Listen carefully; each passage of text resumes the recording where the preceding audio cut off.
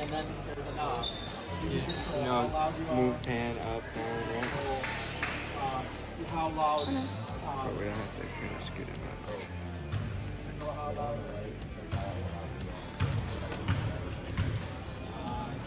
need to turn you down.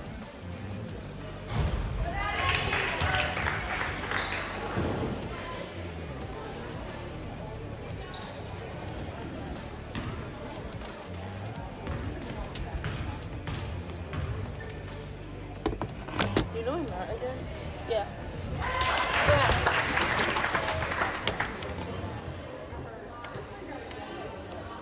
How do we put a battery input in this? I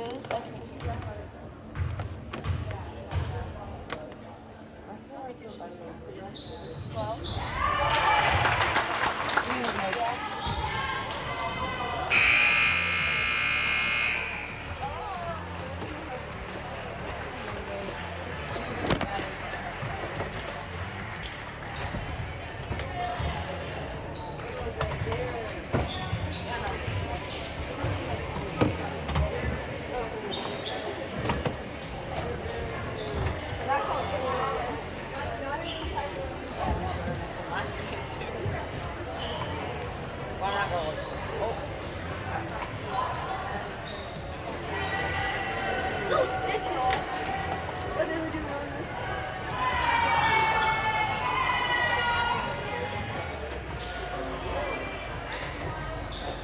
There's no signal.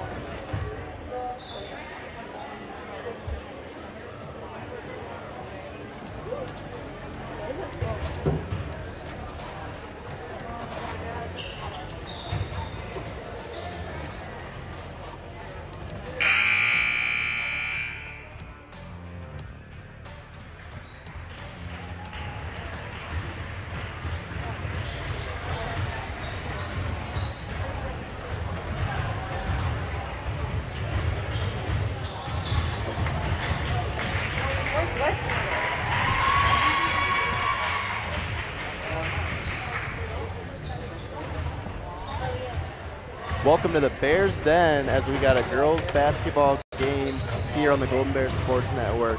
Don Malanga joined with Landon Bassett. Landon, how are we doing today? Good. How about yourself? I'm excited to be able to call our first game of the year together. Yeah, I know. Normally you're on the opposite side of the court playing, and now you get to call it. Kind of exciting for you. Haha. It's less stressful over on this side than it is down there playing. Yeah. So we get a bit of an exciting game here with the Lady Bears and the Defiance Bulldogs, both kind of rivalry teams, really close, 25-minute drive away from each other. What do you think we're going to be seeing today? I think we're going to be seeing some hard-nosed basketball. I mean, living 25 minutes away from each other, you know each other, you play each other every year. I know at least the boys' side, this is a game you have circled. It's always good when you can beat Defiance, so I'm sure the Lady Bears and the Bulldogs feel the same way. And you know, something about both Bryan and Defiance is that both have athletes that play 2-3 sports, and they play against each other in all these sports, so that rivalry just increases a little bit more. Yeah, I think it's good that the more sports you play, you see these same girls, boys, it doesn't matter what sport you're playing. You see the same athletes on most of the diamond, field, whatever. So it's good. You build bonds with them, but you also build rivalries as well. Yeah, and a rivalry like no other, Defiance, Bryan. It's going to be a great basketball game with some great athletes. But real quickly, we're just going to take it to our coaches show. But this Oberlin-Turnbull countdown to tip-off. Oberlin-Turnbull Funeral Home and Crematory, family-owned, family-focused. We had the chance to chat with Bryan head coach Todd Grosjean, and you'll hear that after the timeout on the Golden Bears Sports Network. Discover top-quality healthcare education at Northwest State. Our instructors have real-world experience, so they know how to prepare you for great career opportunities. Northwest State, where you'll get the top-quality healthcare education you need to succeed. Welcome back out to the Golden Bears Sports Network. Don Malanga here, joined with Coach Grosjean of the girls basketball team. How are you doing today, Coach? Good, good. All right, so we're looking forward to our game tomorrow, but first let's kind of talk about the start of the season. Obviously, you go to that QP Classic, that tournament earlier in the year, you get a good win there, and then you get a good win against Tenora, and then we lose 3 in a row. Kind of talk us through the first part of that season. Well, it was a good start to the season. We've been in the QP Classic, I think, 5 years now, and had never won the tournament. And especially with all the talent that we've had in the past 4 or 5 years. And fortunately, our kids went down there. We played a Mansfield-Madison team, very quick and athletic team, and were able to get out of there with a 2-point win. Ended up playing Riverdale, very good basketball team around Findlay, and were able to come back from almost a 12-point lead deficit, and were able to squeak one out there and steal the QB Classic title. And then we played a very good, in my opinion, a very good Tenora team at home, our home opener, and did a nice job defensively against 2 of the better guards in the area, and got off to a great start. And then we started our GMC tour, and Wayne Trace picked at the top of the GMC with a lot of returnees. Had a 6'3" post player that posed some problems with us, and obviously we did not fare very well. But they're a very good team. I think at last I noted they were undefeated. And then took on Paulding, who was undefeated at the time as well, on the road. A couple days later, again, got down in a hole early and had to fight our way back, and I think we got it to 2 or 3 in the last minute, and unfortunately ended up getting beat by 7. And then last Monday we went to Edgerton and played Edgerton. Probably shot as poorly as we've shot in the last 5 or 6 years. I think we shot 18% from the field.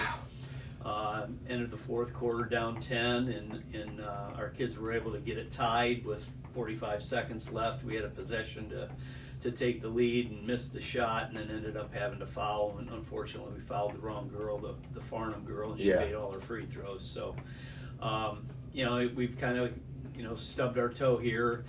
Especially the Edgerton game, we didn't play particularly well, didn't shoot it particularly well, but the kids are right there. Yeah, and I kind of want to highlight that Edgerton game because that one really stood out for me. Like you said, you didn't have your best shooting performance, down 12 at one point in the game, but you still found a way to battle and fight and claw to the end, and that just says something about these girls. Like, what does that tell you about this team and how they are? Well, I love the competitiveness in it. We knew that going in. We saw that this summer. We saw it this fall in soccer. We've got a lot of soccer kids that, they aren't afraid of contact, and they're going to claw, fight, and scratch. We just got to quit putting ourselves in that position. I think every game we've had to either come from behind or have been behind. It'd be nice to see how these kids play when they're ahead. And, so we've obviously got some growing to do. We graduated 5 starters from last year, 6 seniors, 5 starters, and with the exception of Josie and Ava, those are the only 2 that had any varsity experience, so to speak. So we're getting there. We just got to be patient, and it's a process. Yeah, and you talk about losing all those starters, all those huge key players for you, and then you look at this senior class, you just have Mackenzie Mason as the lone senior. So how has this team been able to bounce back from that and kind of lean on some underclassmen leadership? Well, I'll go back to the soccer thing. We've got a lot of soccer players that, they were in that situation this year in soccer. They graduated a lot of people. They had kids that had to step up, and by the end of the year, they were right there. They competed with a very good Otto-Glandorf team that ended up playing in the state championship. So, we just got to keep doing what we do. We got to keep guarding, defending. Obviously, we're not the biggest team in the area, so rebounding's obviously been a huge focus for us. But I love the way the kids compete, and even when we were down in those games, there was no quit in those kids, and I don't anticipate that. They're too good of kids and too good of competitors that we won't see that. We just gotta keep working and keep developing our offensive skills. Yeah. So now let's kind of look forward to Defiance that you play tomorrow. I'm sure you've done some scouting on them. What do you see from them? What are some things you're going to try to attack? Kind of game plan going into that. Well, obviously they've won a couple games. I know they've struggled over the last couple years, and the coach has got them playing extremely hard. They have a very quick point guard out front that we're going to have to contend with. They had a girl the other night had 31 points in a win over Ayersville, which gets your attention. Yeah. So we're going to have to defend her. They've got a couple post players that aren't exceptionally tall, but they're physical and they get to the offensive glass. So we're going to have to play well. You know, they play a 1-3-1 zone that's very aggressive. They're going to pressure us in the full court. So if we don't take care of the basketball, it's going to be an issue. But you know, it's a winnable game if our kids show up and we shoot the ball with some confidence and play the way we're capable of. Yeah. Well, this has been your pregame interview, and we'll be right back after this on the Golden Bears Sports Network. Life's daily battles are not meant to be fought alone. Cloud, you okay? Because checking in on a friend can create a safe space. Reach out to a friend about their mental health. Seize the awkward. It's totally worth it. Welcome back out to the Golden Bears Sports Network. Don Malanga, Landon, Bassett on the call, getting ready for this game between the Lady Bears and the Defiance Bulldogs. We got to hear a little bit there from Coach Grosjean. A lot of good things to say there. And I always love interviewing. I think that's one of my favorite parts about doing all this. Sometimes I want to be in the student section, so I can't call these games, but it is fun to get to interview them, get to hear what they have to say a little bit before the game happens. Sure, the coaches, I mean, any coach is super knowledgeable. I mean, they know the game inside and out. So when you get to pick their brains a little bit and know kind of the behind the scenes, I mean, it's always good. Yeah. So we're just going to real quickly take some time to thank our sponsors. Today's game is brought to you by Bryan Athletic Boosters, Bryan Parks and Rec, Northwest State Community College, Oberlin-Turnbull Funeral Home and Crematory, Veteran Services of Williams County, Andrews O'Neill and Lowe, Danielle Van Atta Agency, Creel Funeral Home, Starks Plumbing and Heating, and Field Supply Center. All right, Landon, the last team these two teams played was December 2nd, 2023. Bryan beat Defiance 64-20, but the big difference is they had 6 players who played 90% of their minutes who are no longer on this Bryan team. Yeah, I mean, last year we graduated 6 seniors, 6 huge seniors. 5 of them, I think, started. So, I mean, I wouldn't say we're necessarily in the rebuild era because we're not. These girls compete day in and day out. I think they've understood that a lot of people have underlooked them, and I think they use that as motivation and say, you know what, we're not last year's team, and that's not who they are, but they have their self, like they know their roles. They play good team basketball. And yeah, like Mr. Grosjean said there, they only have 2 girls coming back with varsity experience with Ava Zerman and Josie Arnold. So a lot of underclassmen have had to step up, and we've seen it a little bit in the last couple of games. It'll be interesting to see who's going to step up tonight for the Lady Bears. Yeah, I mean, like Coach Grosjean said in the pregame, they only have 1 senior, Mackenzie Mason, so kudos for her for sticking it out. I mean, she could have easily said, nah, I'm a softball player, I'm going to go throw the softball in this winter. But no, she's sticking with it. But like he said, those juniors, sophomores, they have to step up. Avery Ann Fisher's a freshman. She's played some good minutes. So they're looking for those junior sophomores to step up, and I think they have so far this year. But if they want to take the next step, they're going to have to take a bigger role. Yeah, and we've seen that in another sport, too, with soccer, with Macy Burton being the lone senior on the soccer team, Mackenzie Mason the lone senior on the basketball team. A little bit low numbers in our grade for girls sports, but it's really important to have that senior on the team, to be a leader for the team. She's been around this team for 4 years. She's been to the state with this team. So just having that leadership as a senior, even though she hasn't played as many varsity minutes as she might hope, it still helps the team out a lot, just having that 4 years of experience. Yeah, couldn't have said it better. All right, let's go and start meeting the teams. First with the Defiance Bulldogs. Defiance is 2-6, 1-1 in the WBL. Their head coach is Leroy Lewis Jr. He's the second year as Defiance. He's only 4-26 as a head coach, but he's gotten 2 of those wins this year. Their team is averaging 34.6 points per game and allowing 49. So a little bit of he did previously coach at Defiance College, so a little bit of coaching experience there, but this Defiance team has struggled a little bit this year. Yeah, it's not, I mean, they've struggled the past couple of years, but he's got them playing hard. They're playing their best ball in years. So that, I mean, that's what you want to do. You want to keep taking steps year by year by year, and just baby growth. You're not going to make jumps from 2 wins to 21 or whatever. So it takes time over year, but he's got them playing hard and the way I'm sure he wants to, and they're buying in, so that's the best thing for them. Exactly, and you look at the last 5 games for Defiance, there's been no walk in the park for them. I mean, you look at the WBL, it's a hard schedule already, but then these teams they've playing, they got Wapak, they got OG and Bluffton, which are all 3, I mean, well-known good girls basketball teams, especially OG. So it's kind of hard to take a look at how they are as a basketball team when this is their first five of their first 8 games of the season. Yeah. I mean, that's a tough 5-game stretch there for them. They did get the win against Ayersville, but like we saw the Tenora Rams and the Lady Bears, they're a good basketball club, like Roisin said. So, I mean, that's a tough 5-game stretch. So, I mean, necessarily stats or their record doesn't necessarily tell the whole story there. Yeah, and now we'll take a look over at Bryan. Bryan's 3-3. They haven't played an NWL game yet. Their head coach is Todd Groshine, his 18th year at Bryan. He's racked up a lot of wins, 357 and only 192 losses. They're averaging 40.8 points per game while allowing 48. So once again, we're seeing a little bit of a point deficit from Bryan. They're shooting 30% from the floor, which is something he said he was not the most happy with, but they're hoping to improve on. 25% from 3, 62% free throw percentage, and then 28 rebounds and 15.5 turnovers per game. And I'm sure that number 15.5 is one that Groshine has talked about a lot, something he wants to change. Yeah, I mean, Groshine's one of the best coaches, in the area, if not in the whole state of Ohio. That's a boatload of wins. So, he knows what he's doing. He does, he knows the game inside and out. But we do need to go down on the turnovers, 15 turnovers game. That's a bit high. And we do, those percentages, they're going to fall. It's the first, 8 games I think we played, 6 games that we played.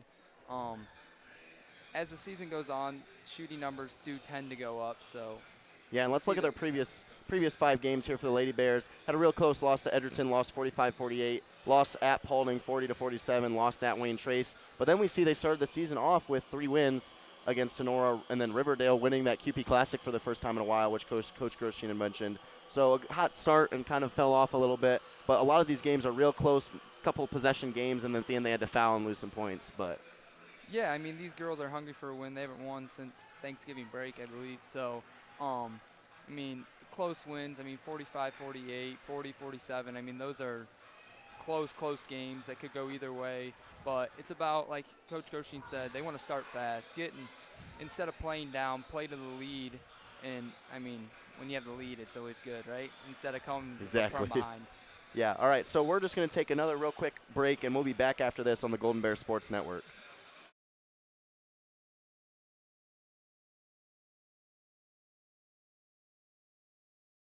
The Bryan Athletic Boosters would like to wish all the student athletes the best of luck in all their sports this year. The Boosters are proud of your commitment to becoming Bryan built. It takes a lot of time and dedication to play sports and be the best student you can be at the same time. Good luck this year. The Bryan Athletic Boosters would also like to thank all of their corporate and individual patron supporters this year as well. It takes everyone to make a community and to become Bryan built. The Bryan Parks and Recreation Department would like to wish the Bryan Golden Bears good luck in tonight's game. The Bryan Parks and Rec offers a wide variety of classes for you during the entire year and an array of sporting events all year long. Check out what the Bryan Parks and Recreations Department has going on at bryanparksandrec.com or like them on Facebook. The Bryan Parks and Rec hopes to see you in one of the many parks that Bryan has to offer and enjoy the facilities. Questions about the classes or rental of one of their facilities, call 633-6030. Welcome back out to the Golden Bears Sports Network here at the Bears Den. Landon, Bassett, Don Malanga on the call for this girls' basketball game. Well, let's get our keys to the game up here. The Carlin Company Realty and Auctioneers has been your hometown real estate company for over 45 years. They've constantly remained #1 in Williams County and the surrounding area since 2007. Call us for all your real estate needs. Landon, let's start with the Defiance's keys to the game. Yeah, the Defiance Bulldogs' keys to the game are rebound the basketball, create turnovers, great communication on defense. Those turnovers are going to come from the great communication on defense. He wants to see their girls talking and creating turnovers and then getting on a run a little bit. Yeah, and he's seen Mr. Groshine's team struggle with turnovers this year, and he knows that their team can capitalize if they get some steals, get some rebounds, that type of stuff. And Bryan's on the shorter end, I guess, so rebounding the basketball is going to be key for them. Yeah, now let's take a look at Bryan's keys to the game here.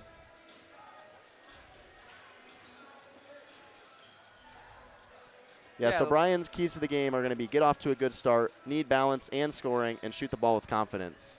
Yeah, get off to a good start. That's what Groshine said. You can't fall behind quick to start the game. We always say, in our locker room at least, the first 3 minutes, and I'm sure he says the same thing, the first 3 minutes set the tone for the game.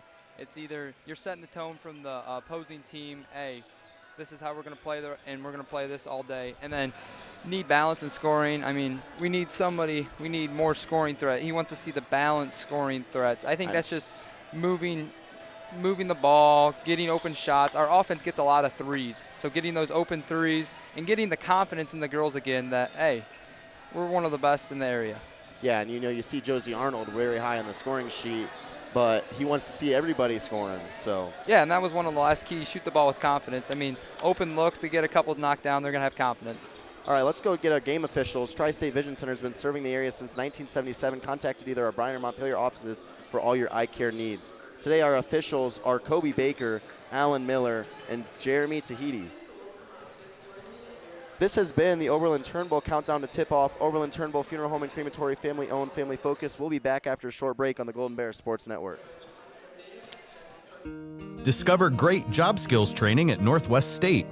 With over 50 different programs available, there is something for everyone. Providing hands-on training and education is the community college advantage. I am blind, but I need not see. I know this road is there for me. If I'm really free. Welcome back out to the Golden Bears Sports Network. And we're getting ready for some of our pregame stuff with National Anthem and starting lineups. So you got any final thoughts before we get there, Landon? I think both of these programs are looking for a win, and I think so it's going to be a good one here tonight. Yeah, I'm really excited to call this with you, and we're going to take it down to the floor in a second for the National Anthem. But first, tonight's National Anthem is sponsored by Veteran Services of Williams County.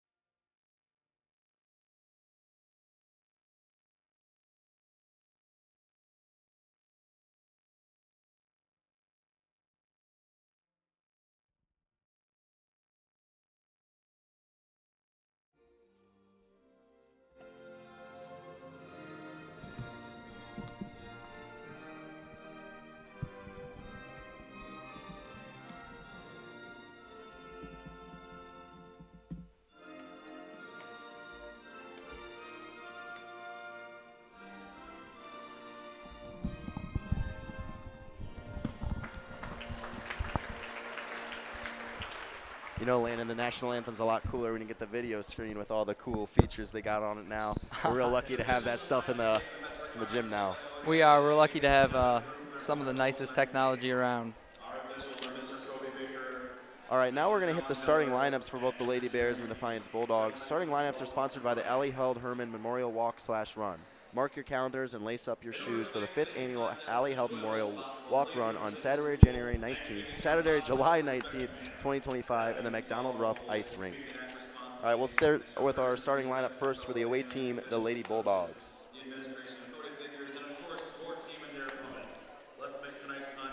All right, so starting for the Bulldogs is number 2, a 5'10" sophomore, Isabella Rollison. Number 4, a 5'6" senior, Samantha Hollenberger. Number 12, a 5'6" junior, Jamie Rollins. Number 22, a 6-foot sophomore, Kendra Durmeyer. And number 23, a 5'7" senior, Eliza Ramirez. And for the Lady Bears, number 2, a 5'1" junior, Ava Zimmerman. Number 4, a 5'4" sophomore, Amaya Langham. Number 11, a 5'4" junior, Piper Hanna. Number 14, a 5'7" freshman, Avery Ann Fisher. And number 22, a 5'7" junior, Josie Arnold. So yeah, one of those names we haven't seen in the starting lineup very much is Avery Ann Fisher. She's getting the start today. She's been playing real well for the Lady Bears, and Mr. Grosjean's having her in the starting lineup today. Yeah, I mean, she's one of the harder workers. She's a freshman. She stepped up when they've needed her, so it's always exciting when you get to the nod to the starting lineup. It's what you always work for, so, I mean, congrats to her. Yeah, and it's real cool as a freshman starting on a varsity team. And like we said, Mr. Grosjean said there's going to be a lot of leadership that needs to step up from these underclassmen. She's going to be one of those underclassmen we're going to have to see step up today. Absolutely.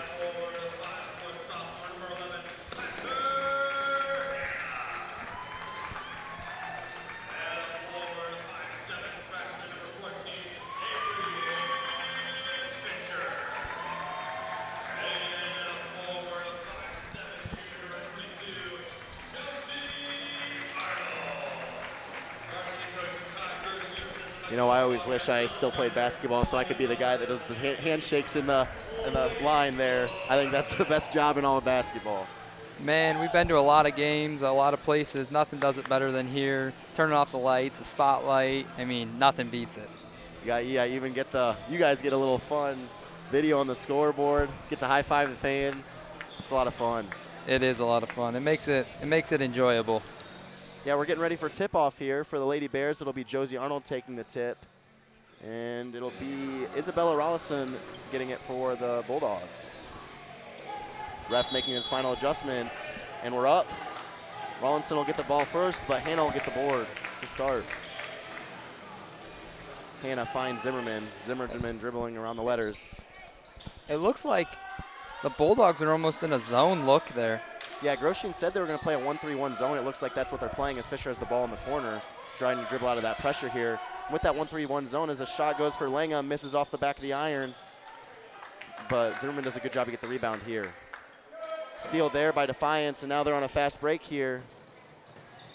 And a missed layup there by Jamie Rollins, and Arnold gets the rebound. Arnold kicks the ball up to Hannah. Hannah's going to dribble drive with her right, kicks it out to Langham. Langham with the three, off the front of the iron, can't go. It's going to roll around, and they're going to say that Rollinson touched it last. It'll stay here with the Lady Bears. And yeah, like you said, that 1-3-1 zone, they're looking to trap a lot. What is that? How do you beat a 1-3-1 zone there? So our 1-3-1, they're trying to keep you on one side of the floor, so it just compacts it. So you want to have a lot of ball movement. Get the zone moving one side to another. Getting the zone moving by getting the ball to the high post, and it'll open up to the threes from there. Yeah, Lady Bears had some moving there. Fisher just threw it a little too high there for Hannah. It'll go out of bounds for the Defiance Bulldogs. You know, that's the first turnover of the game for the Lady Bears. That's one they don't want to have there. Kind of an unforced error there. Yeah, and I like this little look defensively for the Lady Bears. Oppression, getting up, forcing the Bulldogs to speed up a little bit, and maybe see if we can get an easy turnover. Yep. It looks like Rollins will be taking the ball up for the Bulldogs. She kicks it out here to Rollinson.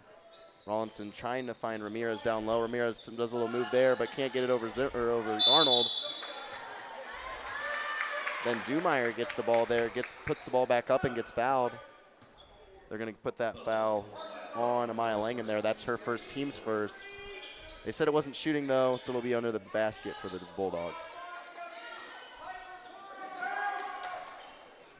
Little inbound play, kicks it out. Back to Rollinson there, driving, trying to find something. She kicks it far to Rollins. Rollins inside to Ramirez. Ramirez up for the layup, no good. Hannah's going to get the rebound, kind of get a little bit of action there. They're going to end up getting a jump ball. Ramirez did a good job to force that jump ball. Yeah, it looked like a little 2-3 zone action for the Lady Bears as well. And yeah, they're going to stay in this 2-3 look. Pass tried to find Ramirez there, can't get it. They're going to pass the ball quick, gets it to Langham. Langham can't make the layup. Board there by Dumeyer. Dumeyer gives it to Rollins. Rollins finds Rollinson. Rollinson kicks it to Hagenberger. She drives, tries to drive on a Langham. Langham gets a good steal there. Oh, but bounces the ball off the foot, turns it back over. And good pass there. Yeah, Hagenberger finds Ramirez for the two. Easy layup there. And another turnover by the Lady Bears that leads to points there. Yeah, it was one of those. She got the steal and kind of just tripped over her body. Good There's shot Fisher. there by Avery and Fisher. Yeah, there's Fisher with a mid-range shot off a good pass. I think that was Hannah that had the pass. Another turnover there by the Bulldogs. Maya's got the ball on her right, driving down. She finds Fisher again, and they're going to say Fisher stepped out of bounds. That was a good look there, but just stepped out of bounds. It was a great look. Fisher ran the floor nicely. Good look. She just stepped out of bounds. Yep. So Defiance will get the ball here to inbound. A little 2-2-1 or 2-1-2. Now they backed it out and just go man, but man, they heard me. Yeah. A little trap action there by Maya Langham, trying to get her in the corner and see if she can't get an easy turnover or throw the ball away. They're going to call that a jump ball there. It looked like Dumeier took a couple steps, but no travel call there. It'll end up being the Lady Bears ball anyway. A little gracious, a little gracious. You know, something interesting we're seeing is Rollins is kind of taking it straight to the corner when she's driving with her left. So that might be something to look at, trying to beat that zone that the Lady Bears are running. Fisher kicks it to Langham. Langham finds Hannah down low. Hannah with the reverse layup. Can't get it to fall. Rebound there by Rollinson. But then Hannah with a great hustle play gets the ball kicked out to Arnold. No good. Fisher gets the ball again, and she's going to get fouled on the rebound. And that's just great job by the Lady Bears. Like you said, they don't have the best size, but they work hard on the boards. They get it past their ladies and get a rebound. They do, as we got Gabby Mossberg and Miley Vollmer checking into the game there. They broke that press beautifully. A 2-2-1. Defiance was in. Nothing beats how you beat the passes by, how you beat the press is by through a pass, excuse me. Yeah, so as you can see, they're trying to pass and shoot here. Arnold with a three, deep three, bang! Arnold, one of her specialties there is deep threes. She makes the first one fall. Yeah, when you're in a 2-3 zone, you're going to get a lot of open looks. So she knocked it down. Yeah, and we see Rollins there just throws it a bit too high for Dumeier. And another turnover for the Defiance Bulldogs.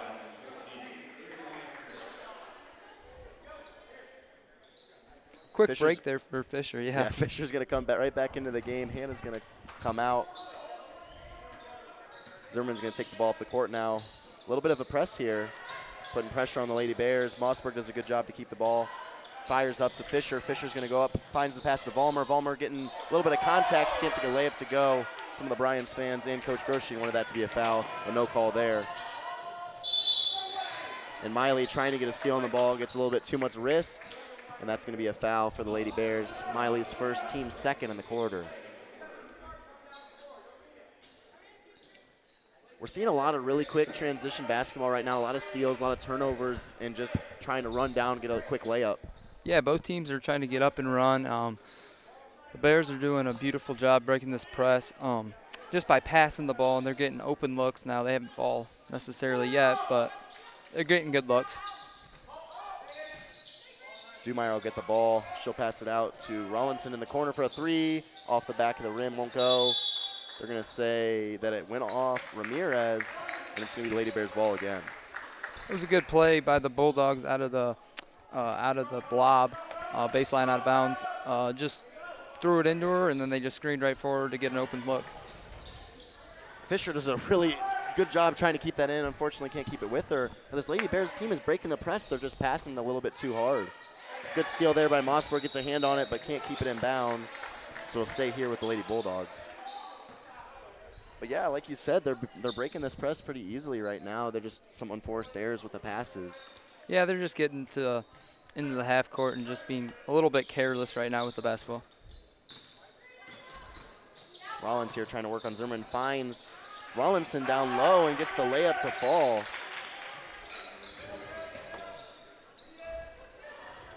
Great skip pass there by Mossberg. Vollmer tries to make just a little bit careless of a pass like you said, and Rollinson gets a steal there. Just a little bit of careless passing right now by the Lady Bears is kind of biting him in the foot. Yeah, Coach Oshin has to be a little bit frustrated over there. They're doing a good job breaking the press, but just careless then once they break the press with the basketball. Rollins driving, gets fouled by Zimmerman on the shot, so she'll be shooting two. That's Zimmerman's first on the day. Free throws are sponsored by Welling Construction. Welling Construction, a third-generation family-owned general contractor. We specialize and pride ourselves in building quality custom homes, major renovation projects, and commercial work. Your vision, our expertise. Contact us at 419-636-3712. Rollins had a good drive there, just just attack Zimmerman and force her to foul. Yeah, her first free throw. Rolls around, goes in. Now, we just got told just minutes before we were on air, Rollins just had a 31-point game in her last outing. I mean, that's great numbers. So just I guess, watch her defensively for the Lady Bears. Yep. Gets the second one to fall too, bounces around the rim. And now we're going to get a sub for her as Nadia Leatherman subs in for the Bulldogs. Nadia's a sophomore. Looks like she's got some tape on her finger. Might be a broken finger, jammed something, so that might be something to look at as well. A different look there on the press for the Bulldogs. It was in a 1-2-2 action, whereas the last times they've been in a 2-2-1. So just a little bit of a different look, trying to see if we can, or if they can get a different look at the Golden Bears. Vollmer with another turnover there, trying to find Mossberg, it looked like. Shot there by Rollinson, misses. Arnold gets the rebound, she's driving down the court. She's gonna try to go up herself with a floater, and it falls. That's 5 now for Arnold. And another look we didn't mention earlier is that Mackenzie Mason subbed in during those free throws. The senior leader we talked about a little bit in the pregame, so. She gives good minutes off the bench for the Bears. Yep. Ottenberger driving, misses the layup. Mossberg gets the rebound, and she'll be driving up the court. Finds Arnold for the 3. Bang! Good shot there by Arnold.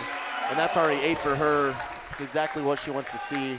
You know, she's been one of our better shooters, but her shooting percentage hasn't been as high as she wants, and she's finally getting a couple to fall. We're going to get a timeout there by the Defiance Bulldogs. Yeah, our scoreboard, our main stop scoreboard reads Bryan 10, Defiance 6. Open when you need them. Always near a main stop with Thirsty Thursday every Thursday. And then we got a timeout sponsored. Don't let old lead water lines or broken sewer laterals give your home an unexpected timeout. Unsure if your lead water lines? Call S&S Direction Boring at 419-630-0726, and we will inspect it for you. Yeah, welcome to our new sponsor there, S&S Directional Boring. Glad to have you here. You know, what do you think Defiance's coach wanted to say? Is that just like a, hey, we need to calm down type of timeout, or does he see something that he wants to pick at, you think? It's probably a calm down. I mean, their press is speeding us up. I know we're beating it, but it's creating turnovers. So they just got to, capitalize here. It's a 10-6 game, I believe. So, they're right there. It's just, it's not that they're taking bad shots offensively. It's just they'll fall. So it's probably just calming our girls down. And Bryan was going on a little bit of run there, so probably just calling a timeout just to stop her run. Oh, and a wide open Dumeyer there, and she'll make a layup unguarded down in the post. Can't have that happen. Yeah, it looked like a little bit of miscommunication there. Good find. Mossberg will try to find Mason down low. Mason drives, gets a lot of contact, and a foul there from Ramirez, and now Mason will go to the line for 2, shooting some Welling Construction free throws. It was a great attack from the corner from Mason. Just got through the first 2 and then found herself wide open and then ended up getting fouled. Yeah, good job. Little pump fake drive action, force some contact, and now she gets to shoot 2. First shot for Mason bounces around and falls. And now we see Fisher coming back into the game for Vollmer. And we have number 35, Angelica Ceballos, coming in. She's subbing out Ramirez.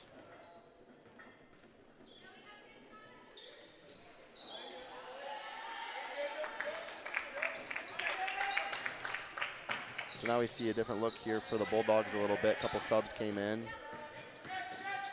Rollinson's driving. They're going to call, I think they're going to foul there on Fisher.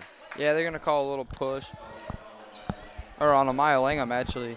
She just, I think, grabbed her arm as she was going up there for the shot. And that's not great for the Lady Bears. That's her second already.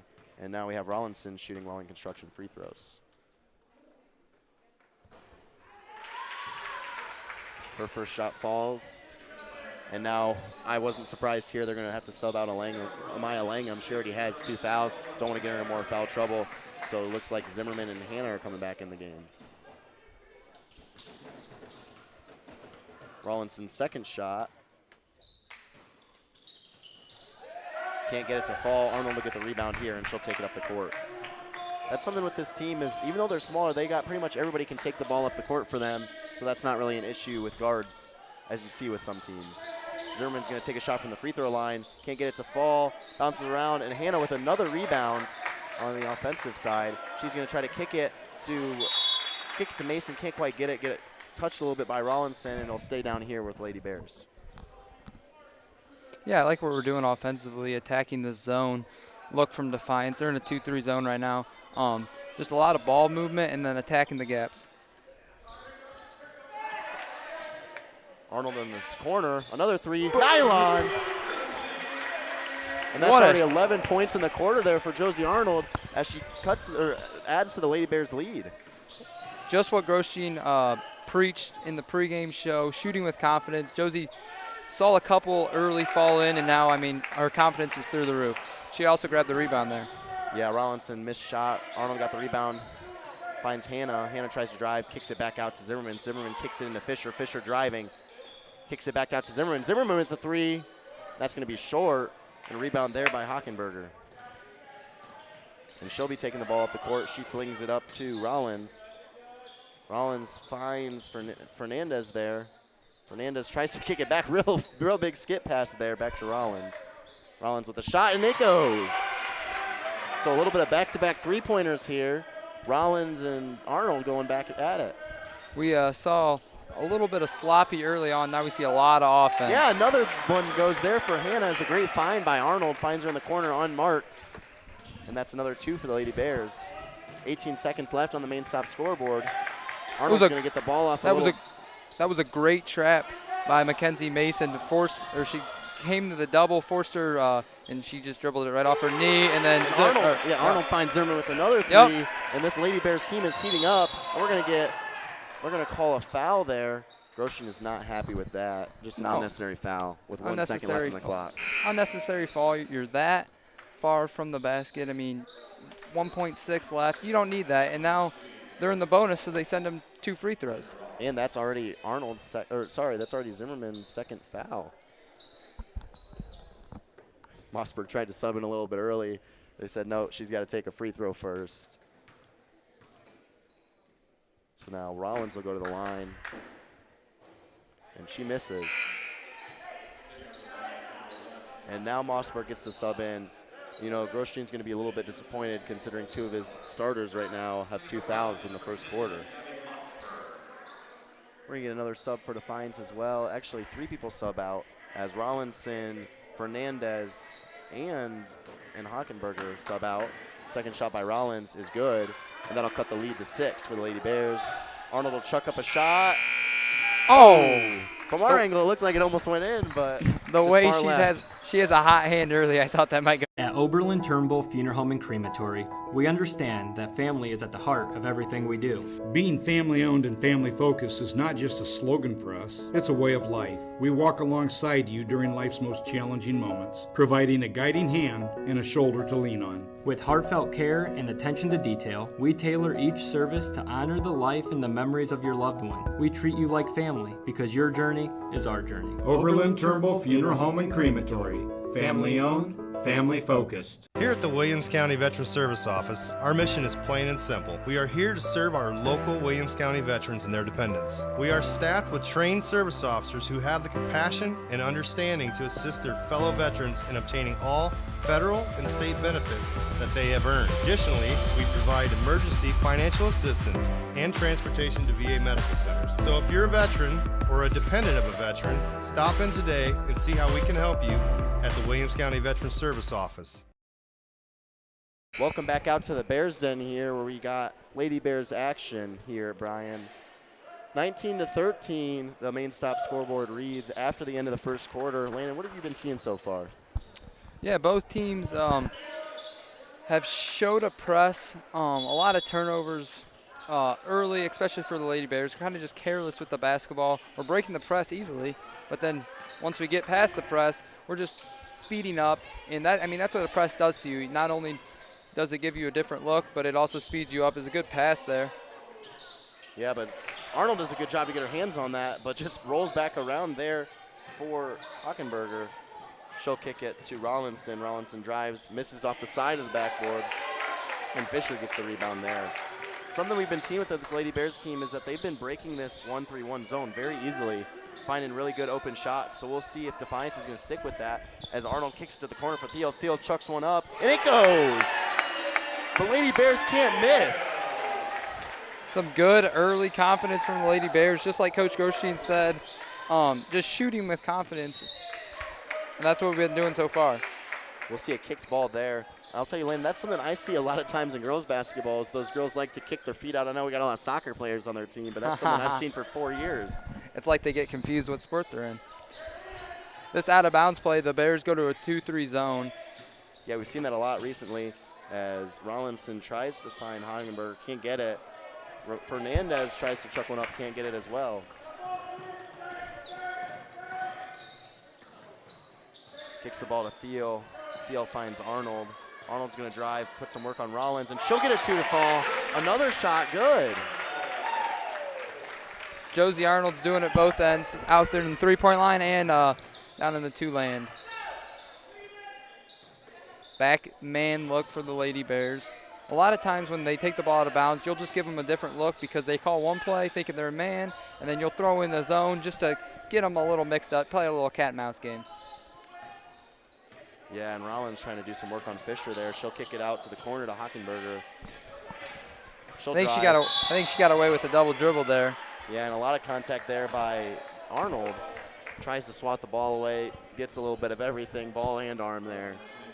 So Hockenberger will go to the line for 2, and she'll be shooting some Welling Construction free throws. Welling Construction, a third-generation family-owned general contractor. We specialize and pride ourselves in building custom quality homes, major renovation projects, and commercial work. Your vision, our expertise. Contact us at 419-636-3712. First shot doesn't fall. That's one of those for Josie Arnold. She knows the girl was driving on her. She doesn't need to go and try to block that shot. Her 2 teammates are already sitting on the bench with 2 fouls, and she has got 13 points. Most of our offense, she can't afford to pick up and cheat foul like that. Yeah, she gets the second one to fall. Now the Lady Bears will get it. Arnold kicks it to Mossberg. Mossberg finds Hannah down low. Hannah with a couple steps gets away with it as well. Ball's rolling on the floor there. Fisher does a good job to get on the ground and get the ball, and they're going to say it goes with the Lady Bears. A little bit of a scramble there. I mean, that's a football player's worst nightmare with a fumble like that, but that's what you preach as a coach. The ball's on the ground, you want to get on it. Fisher did it exactly or perfect and kept the possession with the Golden Bears. Yep, so Arnold to inbound here. They're just going to kick it to Mossberg. Mossberg working on Rollinson here. Trying to find Fisher. That's a bit of a screen. Defiance is now in a man look. So they were in zone early. We kept knocking down shots. So we forced them to get out of the zone and play man. Yeah, Fisher with a missed shot there. Gets rebounded by Defiance, but a good hustle play by Thiel to get on that ball, to get a jump ball, and it'll stay here with the Lady Bears. Yeah, like you said, beating that zone, it was really easy for us to get shots. They want a different look in this second quarter. Don't want to give us those shots as easy, but now we may be able to find some stuff down low like we just did there. And Kelsey Thiel gets her 5th point of the game. Kelsey Thiels came off the bench and played solid minutes for the Lady Bears so far in this one. Hockenberger tries to find Rollinson down low. And Rollinson, the leading scorer, has been struggling, but Fernandez does a good job down low on the post. Mossberg driving downhill, and they're going to call a foul. They're going to say a block. Defiance's coach is arguing that Fernandez had her feet set, but the ref thinks that she got in the way, and they're calling a block there. That was one of those. Gabby Mossberg got the ball, and nobody stopped her. No one picked up the ball, so she got into the paint and was able to draw a foul there. Yeah, that's a good job by the Lady Bears there. Arnold inbound. She finds Hannah. Hannah working on Hockenberger. She finds Arnold. Arnold getting pressed hard here by Rollins. Josie just kind of using her body to set a screen there. Finds Mossberg, and Mossberg turns the ball over. So now we have Rollins doing some work here. Finds Ramirez. Ramirez finds Fernandez. Fernandez kicks it to Rollinson. Rollinson finds 2. You know, Rollinson's the leading scorer here for the Bulldogs. She averages 10.2 a game. She's already at 5, and we're not even halfway through the second quarter yet. Mossberg kicks it. A little bit of a push there. Big body from from Fernandez and forces Thiel out of bounds, and she was trying to drive on her. It's good defense. It was great defense. Forced her baseline. I mean, when you're forcing her baseline, you got an extra friend in the baseline itself. So it just lost where she was and stepped out of bounds. Little press action here for the Lady Bears, seeing if we can't just speed them up, get a turnover. Yeah, we saw earlier in the game, just speeding them up, force turnovers on both sides of the ball. They're going to trap here in the corner, and then coach calls real quick the timeout. That was perfect out of the Lady Bears. Got her right in the corner, right where you have two extra defenders in the out of bounds. Yeah, this timeout is sponsored by S&S Directional Boring. Don't let the old lead water lines or broken sewer laterals give your home an unexpected timeout. Unsure if you have lead water lines? Call S&S Directional Boring at 419-630-0726, and we will inspect it for you. So, yeah, coach just right there knew his girl was getting pressed, knew that they were kind of in a bad spot there, just wants to call a short timeout, get them back in, ball in bounds. Yeah, I mean, she was trapped in the corner. Great job by the Lady Bears, but also the Lady Bears have gone on a little bit of run. So it also worked out in his favor where he can calm his girls down and stop the bleeding. You think that Defiance is going to stay with this man here, or do you think they're going to switch back to the zone again? I think they have to go man. I mean, the way we're shooting it, I mean, I don't know our percentages right now, but we've been shooting the ball pretty well from outside and inside. So I think they have to play man and try to get up in them and force a turnover and get pressure. Now Rollins putting some work in there on Hannah. And one thing I've been real impressed with is Hannah's defense. She will face guard you the entire length of the court as Rollins finds Rollinson down low, and that's 2 for her, making the layup, and that's 7 for her on the game. Arnold working. Rollinson's done a good Fisher job. Down low. Good find there by Josie Arnold. Fisher couldn't make it, but a great find. Good back cut there by Fisher as well. And you can already see it. Hannah trying to force Rollins to the baseline, but Rollins gets past her, finds Ramirez down low. The shot can't fall, and a good board there by Vollmer. Vollmer gets to Arnold. Arnold skips up to Hannah, and Hannah passes out to Mossberg. Mossberg with an open 3. It falls! And that's 3 for Mossberg, her first 3 of the game. And this Lady Bears team is getting hot. Yeah, just like Coach Gorski preached. I mean, we're shooting with confidence. I said it over and over and over again, but, I mean, it's a reality. We're shooting the ball with confidence. And, I mean, nothing feels better as a shooter when you have confidence, when your teammates around you are shooting the ball well with you as well. Yeah, so Rollins right there drew a foul driving downhill on Vollmer. So Vollmer will get subbed out, and we'll see Mackenzie Mason, and we'll see Kelsey Thiel come into the game. Yeah, as Vollmer picked up her second as well. So now we have 3 girls with 2 fouls. So we're going to have to go into this bench more. But we've gotten good minutes so far out of the bench. 2-3 action here for the Bears. Missed layup there by Ramirez, and it's going to stay with the Lady Bears. Kind of a little bit of a scramble there. Yeah, and that's one thing is this Lady Bears team does have some depth, but a lot of the depth has 0 varsity experience in their freshmen. I mean, you look at that bench right now, I see 4 or 5 girls who are freshmen, and most of the rest of them are sophomores. So that's one thing to be careful about is that when you get that deep on your bench, you get to some girls who have 0 varsity experience. It's also, I mean, it's good leading forward beyond this year and next year. I mean, getting these girls, even if it's 2 minutes here and there, I mean, getting them some varsity experience will only help you in the long run. Yeah, good find there by Arnold. Unfortunately, Mossberg can't make the layup. And some missed shots. They've been making their 3s, but some missed layups has been hurting the Lady Bears a little bit. As the ball gets tipped by Mossberg, Rollinson finds it somehow. She kicks it out to Hockenberger, and Hockenberger finds it.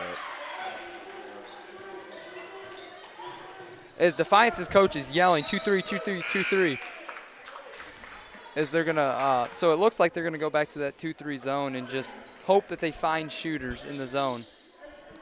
There we have Fernandez subbing out of the game. Couldn't see who came in for her. I think it was Ceballos, and then we're gonna have Hannah come out and Mossberg's gonna come in. Or Fisher, sorry. And right there again, we saw the Lady Bears had another unforced turnover. They tried to skip a pass and just put too much on it, couldn't catch it. Yeah, I mean, turnovers have been the key for the Lady Bears all year. Too many turnovers have resulted in some of the losses, as we've had a couple too many so far in this one. Yeah, and a little bit of a good time there for the Defiance Bulldogs. Hockenberger finds Rollinson down low, and then she goes up and gets fouled. And so now she gets 2 Welling Construction free throws, gets the first one to fall. The Bulldogs are wearing the storm. Bryan's gone on a couple of runs, but they've just stayed their keel. I mean, it's only a 6-point game. 6-point game, yeah. I mean, it feels like just when you think the Bears are going on a run, here come the Bulldogs throwing a punch right back at them. Yeah, it's been a great game so far. And there, Rollinson again, her 9th point of the game after she makes the second free throw. And here's this press again for the Bulldogs, trying to just speed up the Golden Bears. It's worked so far and created a lot of turnovers. Good skip pass there from Gabby Mossberg.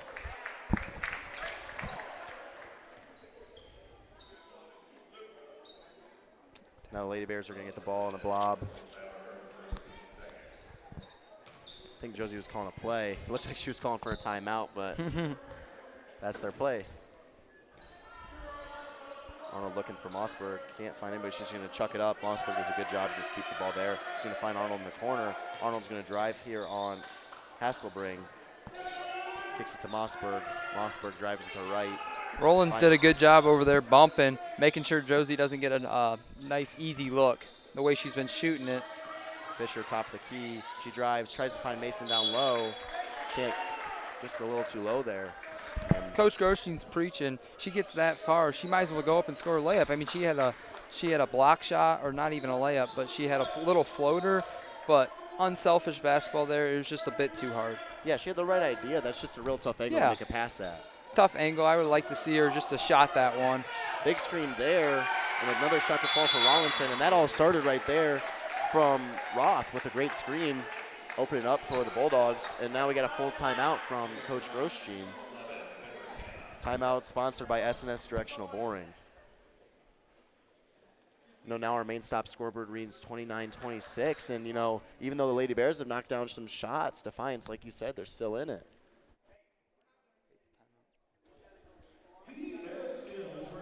And the scoreboard sponsored by Main Stop. Open when you need them. You're always near a Main Stop with Thirsty Thursday every Thursday. So yeah, I mean, like you said, they just keep fighting back and can't quite get a good lead. No, just when the Bears get to an 8 to 10 point lead, here come the Bulldogs coming right back at them, and they won within 3. And Grosjean's furious over there. Called a quick timeout. I mean, if you look at Defiance's shots, they're easy layups. I feel like we're getting open threes, but they're getting open layups. I'd rather take an open layup any day. So he called the timeout there, stopped the run from Defiance, and just talked maybe defensively, I'm sure, about how we got to communicate, right? A lot of that last play, 3 girls got sucked up. Nobody saw, I think it was Rollinson on the block, and she got an easy layup. I don't know. When I played basketball, I think I had the same percentage of making an open layup and an open 3. Wasn't very good at either. So Arnold will take one though. Can't get it to fall. Mossberg does a good job to get the board. Get a little bit of pressure on her. She's going to spin, take a shot for just right off the block, and she'll make one fall. And that's 5 now for Mossberg. That was a good play there out of the timeout to get Josie Arnold, who's been hot, has got 13. Just get her an open look, and great crash there by Gabby Mossberg, and she gets rewarded with her with a point. I think if Defiance ever needs a quarterback, there are 5 girls on the floor right now that can throw pretty dang far. I'm seeing them skip passes pretty accurately. So, a little out of control there by Rollins. I don't know if she didn't know what she was going to do. She got midair and decided, oh, wait, I'm not going to shoot this ball, or I can't pass the ball, so she just shot it. That was a good little possession there by the Lady Bears, but again, a missed layup to end it. Great passes, and he missed the layup. Grosjean's not happy. Rollins will take the shot and an air ball there. And Fisher is doing a good job there. Bryan students are letting her know. Yeah, I mean, Rollins, just a little bit of force there. That was close to the, I think in Golden Bears, with a girl in her face, I would like to see the ball swing and then get that shot. Yeah, and then Roth got called for a foul, their offensive foul, so it'll end up being the Lady Bears ball. Arnold working here, and good defense right now by Rollins, making it hard on Arnold, face pressing her. Fisher tries to set a screen, puts a little bit of pressure, but now she's getting doubled. Arnold finds Hannah down low. Hannah can't make the layup. I know she missed it, but that was a great back cut. her girl went and helped to respect Josie, so she just cut right back door. She ended up missing it, but it was a great look there by the Lady Bears. Yeah, Hannah did a good job there. Good defense there to force the Defiance out of bounds. Mm-hmm. Now Bryan gets the ball with 19 seconds. Now they can take the last shot, possibly go up by 6 or 7, maybe even 8 here. Grosjean yelling, trying to direct traffic a little bit. You work these scenarios all week in practice. You have that go-to play as a great attack there by Avery Ann Fisher and got a layup, a tough contested shot to end the quarter. It's a great way to end the half for the Lady Bears. And then she plays great defense there to stop Defiance from even getting a shot. You know, Grosjean looked a little bit frustrated, but they got their points, and now they're going up into the half, up 7. Good sequence there to end the half. We're gonna take a real quick break, and then we'll be right back after this on the Golden Bears Sports Network. Discover affordable transfer opportunities at Northwest State. Start here and save thousands on tuition. Our advising team will help you get your credits transferred. So don't wait another minute. Get started today. 1 in 10 kids vape. Each vape pod can contain the same amount of nicotine as a pack of cigarettes. The health class film guy isn't the best person to talk to your kid about vaping. Got a few minutes? You are. Talk to your child about vaping today. The Bryan Parks and Recreation Department would like to wish the Bryan Golden Bears good luck in tonight's game. The Bryan Parks and Rec offers a wide variety of classes for you during the entire year and an array of sporting events all year long. Check out what the Bryan Parks and Recreations Department has going on at bryanparksandrec.com or like them on Facebook. The Bryan Parks and Rec hopes to see you in one of the many parks that Bryan has to offer and enjoy the facilities. Questions about the classes or rental of one of their facilities, call 633-6030. Welcome back out to the Golden Bears Sports Network. Don Malanga, Landon, Bassett here after a great first half here at Golden Bears Stadium. Yeah, it was a great first half, both sides of the ball. A lot of offense, though, a lot of offense. 33 points and 26. That's a lot of points in a half. You know, I'm no basketball coach, but if I were both of these coaches, I'm sure a main highlight in the locker room is going to be, hey, we need to quit turning over the basketball. Yeah, I mean, a lot of turnovers, especially for the Lady Bears, just careless turnovers, right? The Bulldogs are pressing us, trying to speed us up and get into turnovers. Well, we're getting across half court, but it's once half court. We're just careless with the basketball. We're almost being too unselfish, if that's a thing. I don't know if that's, or I just made up a word. I don't know. But but we're looking for that extra pass, but sometimes we have the shot, right? So, which it's a good issue to have, but realizing when the shots are there and when's the time to pass and when's the time to shoot. So if we clean up those turnovers, I think we can get to a bigger lead here. Yeah, and turnovers, like you said, a problem for both teams, but I feel like it's affected the Lady Bears a little bit more because I feel like Defiance's turnovers have been kind of ones at the middle of the court, not really about to score anytime soon, but the Lady Bears have been right underneath the basket. Yeah, I mean, a lot of our turnovers. I'd say, I don't know the exact stat. This stat thing I'm doing isn't working. The exact stat of how many turnovers we have, but I'd say most of them are under the basket, under the three-point line. So just, I mean, Coach Grosjean harped it in the pregame show, turnovers, averaging 15 a game. We'd like to get that number slowly down to under 10 by the end of the season. Yeah, and so let's kind of look at some of the key players that we've seen in this first half. I mean, first for the Lady Bears, you have Josie Arnold, who had been the hot hand right now, but also some other players have been stepping up as well. Yeah, Josie had a couple early buckets, got her confidence back. She's been our main scorer throughout the season so far. And if you look at that scoreboard, we got Gabby Mossberg 10, we got 2, 4, 5, 13. It's well distributed. It's not just Josie's up there because she has 13 of our 33 points. But other than that, it's not one other girl. It's distributed evenly, and that's what Coach Grosjean wanted. He wanted evenly distributed points, and people have stepped up off the bench. Kelsey Thiel came in and got great minutes, had, I think, 5 or 7 points. So just just players like that coming off the bench, knowing their roles, knowing they have to step up, because it's not going to be Josie Arnold every night. She's not going to have 13 every night and a half. So these other girls are going to have to step up when it matters, and it's good that in a game like this they're stepping up right now. Yeah, exactly. And one of the other keys, you said obviously a bunch of people scoring, but also that three ball has been falling very well. We showed when we showed that, I don't know if we can see that graphic again of what the shooting percentage was for the season. I think it was somewhere around 30%, but the Lady Bears have found a way to probably shoot 50% from the field today. I mean, at least from 3-point. Yeah, it was 25% from threes if I remember correctly, but I'd say we're about double that in 50. And a lot of our offense, we're running that circle, move offense. We get a lot of threes. Oh, look at that, 25%. Man, that's probably the only thing you remember. You got exams this week. You're not going to remember any of those other numbers. Hey, yeah. 30% from the field, 25 from threes. But a lot of our looks are coming from the three-point line. I'd say this game is one of those weird things where we're shooting better from the three than we are from the two right now. Yeah, I mean, we've gotten a lot of open looks, but we've also missed a lot of layups. I mean, this lead would be bigger if we just make some of those easy ones, right? Layups, I mean, they've been contested a little bit, but if we clean up the turnovers and the missed layups, leading forward this season, I think the Lady Bears will be super successful. But I like the way we're shooting three-pointers. We're shooting with a lot of confidence in open looks. We're getting a lot of open looks. The girls are moving. They're not just standing and wanting the ball. We're moving and getting open looks for anybody. And that's real important, moving and getting those open looks, especially with the zone 3-2, the 1-3-1.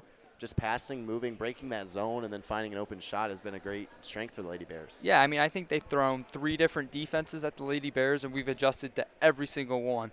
I mean, they've thrown the 1-3-1. We broke that to start the game. Then they threw the 2-3 at us. We got open looks there, knocked them down. Then they came to man. And then they went back to 2-3. So, I mean, they're throwing just about everything up at us in our girls are handling it well and recognizing what defense they're at and just making their adjustments. Yeah, we're going to take a real quick break, and then we'll be back after this on the Golden Bears Sports Network. Never mind, we're not taking a break. We're going to read our sponsors real quick. It's like this is my first time or something. Today's game is brought to you by Bryan Athletic Boosters, Bryan Parks and Rec, Northwest State Community College, Oberlin-Turnbull Funeral Home and Crematory, Veteran Services, William County, Andrews O'Neill and Lowe, Daniel Vanata, Agency Krill Funeral Home, Starks Plumbing and Heating, and Thiel Supply Center. Now we'll be back after this on the Golden Bears Sports Network.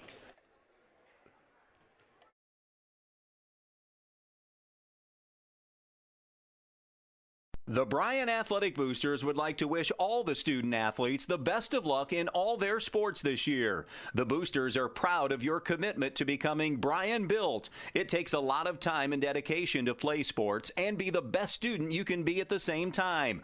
Good luck this year. The Bryan Athletic Boosters would also like to thank all of their corporate and individual patron supporters this year as well. It takes everyone to make a community and to become Bryan built.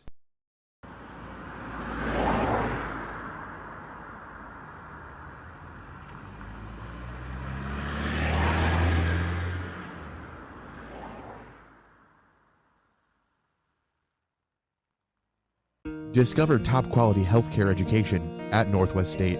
Our instructors have real-world experience, so they know how to prepare you for great career opportunities. Northwest State, where you'll get the top-quality healthcare education you need to succeed. Welcome back out to the Golden Bears Sports Network. Having a fun time here with my boy Landon. Pretty good game so far, like we've said. I'm excited here for the second half. Nothing's better than doing a game with you and everything Bryan Sports is doing. They're doing a phenomenal job trying to get students into just broadcasting and just like videoing the games. So they're doing a great job. Shout out to Chris Malanga and everything he does. He doesn't get a lot of attention or appreciation, but he does a lot of things behind the scenes that a lot of people don't see to set up this, so we're able to call this game today. Yeah, and a little bit of an extra shout out to Chris as it's his birthday today. Hey. I'm gonna save him the misery of me singing to him on air because I'm sure none of you want to hear me sing. But make sure you wish him a happy birthday if you haven't already. Happy birthday. Yeah. And something you guys may not see from behind the scenes if you're just watching this on air is what Landon was saying. There's a lot of student workers who are helping do this. We have people running the RoboCams. We have people running the stuff. So that's really cool to see. It's cool that we're finally able to integrate this into the school. And it's everything run right now, including us. Everybody's students except for my dad, who's pushing all the buttons. But everything else is all student-led, and it's pretty awesome to see kind of how much this program has grown through, and it's awesome to finally see it through the school. It's great to see what the school's doing through this program. I mean, broadcasting games, they don't miss a lot of events, so it's great. It's good to get students involved in interacting, and who knows, they might find a love for this and might end up doing this. Yeah, real quickly, we're going to look at some of the out-of-town scores. Our out-of-town scores are brought to you by WBNO and WQCT. No one covers Williams County sports like 100.9, B-Rock, and follow the Bryan Golden Bears all season long at Q 96.5. I don't think we have any out-of-town scores, but I'm sure there are some games going on. We'll see if we can get them to you at some point. I sent Clarky to work on it, so. Yeah, I'm not sure. I mean, it is a Tuesday, yeah. My brain's all mumbled with exams going on this week, but there's got to be some sort of games going on, so we'll get those to you at some point at timeouts or something.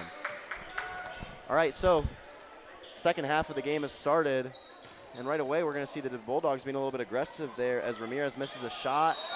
We're going to get an over-the-back call there on Fernandez. Great box out there by Josie Arnold.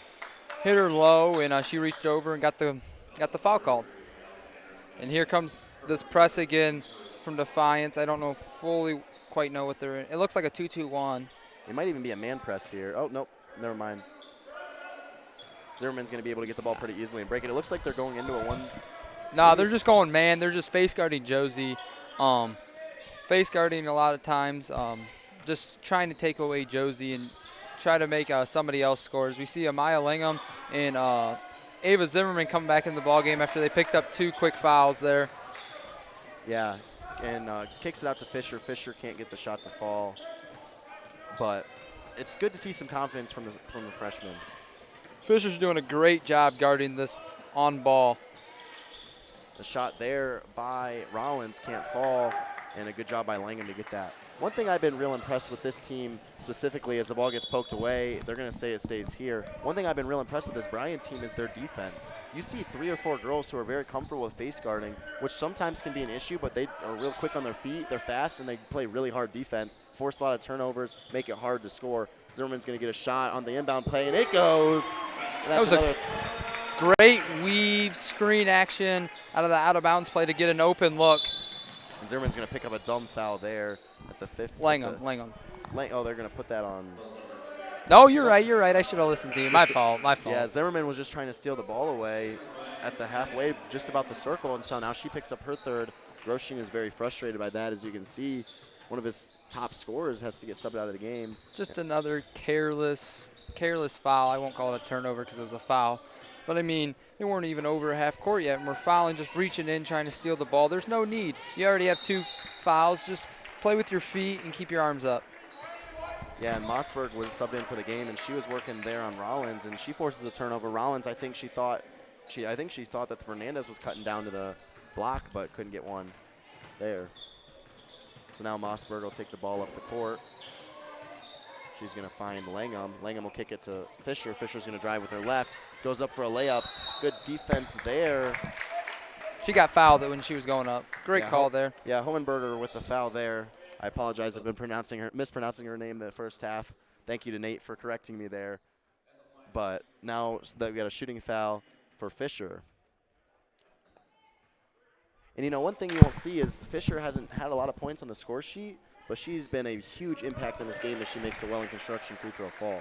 Yeah, so far this season, a couple ball games that we've been to and this one that we're broadcasting, she's just done the little things, and that's what I think is her role, and she's accepted that. She's came in. Now she got the nod at start today, but she just does the little things right, gets in there, diving on the floor for loose balls, and just does the little things right altogether, plays lockdown defense. It's good coming off the bench, and she got the start today, so it's good that she keeps taking strides as we got a 3 there by Defiance. Yeah, it was a good find there by Rollins. She kicks it out to Hohenberger. and Hohenberger can't get it. But Rollins, I've been really impressed with her all day. She's had some nice handles there as Rollinson turns the ball over to Arnold, but she's had some nice handles all day, put some good work up, has some good points now. And they're going to call a foul. Can't get the shot to fall. I don't know if they're going to call that on the floor on the shot. Great pass there by Josie Arnold. Got the steal, looked right ahead, found the running Gabby Mossberger crossed half court, found her, got fouled, put her at the free throw line. Yeah, so now Gabby Mossberger will be shooting Welling Construction free throws. Welling Construction, a third-generation family-owned general contractor. We specialize and pride ourselves in building custom-quality homes, major renovation projects, and commercial work. Your vision, our expertise. Contact us at 419-636-3712. First shot can't fall there for Mossberg. And that's one thing you don't want is when you have a lead like this, you don't want to give away 3 points, as we missed the second one there too. I said in the pregame show, the first 3 minutes are always key of both halves. First 3 minutes of the first half, we came to an early lead and forced Defiance to call a timeout. First 3 minutes of this half, we've extended the lead even more, and like to keep seeing that as we get forward here. Yeah, and there's another turnover there by the Bulldogs. Travel there. Just speeding them up a little bit. Good pressure by the Lady Bears defensively all around. And that was great defense by Rollins as she gets a tip on the ball. It's off Arnold, and it stays with Defiance. Rollins has been playing great defense all day, really face guarding Arnold, making it hard for her. I mean, she only has 13. Josie could probably have another 5 or 6 if it wasn't by this really hard defense by Rollins. We've seen this time and time again out of the Lady Bears. Out of bounds play, we've gone to the 2-3 zone just to give them a different look, and it ended up forcing a turnover there. Yeah, we're seeing a bit of a chess match between Coach Groshine and Defiance's coach. As Fisher gets fouled, she'll be taken 2. But a little bit of chess match with these zones and these man switching up to the defense, not letting one team get comfortable. Just when you think you're seeing one look, nope, let's switch it up and give you another look. Great attack there by Avery Ann Fisher, caught it on the right wing. Had nobody guarding her, so she just attacked and drawed the foul. First shot for Fisher falls. And I think she might be 100% on the day for free throws. And if she misses it, then I will be giving her the commentator curse, so hopefully that doesn't happen.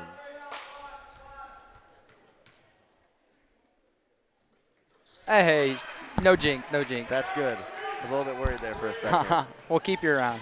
Defiance tries to speed it up, but a great job there by Fisher again.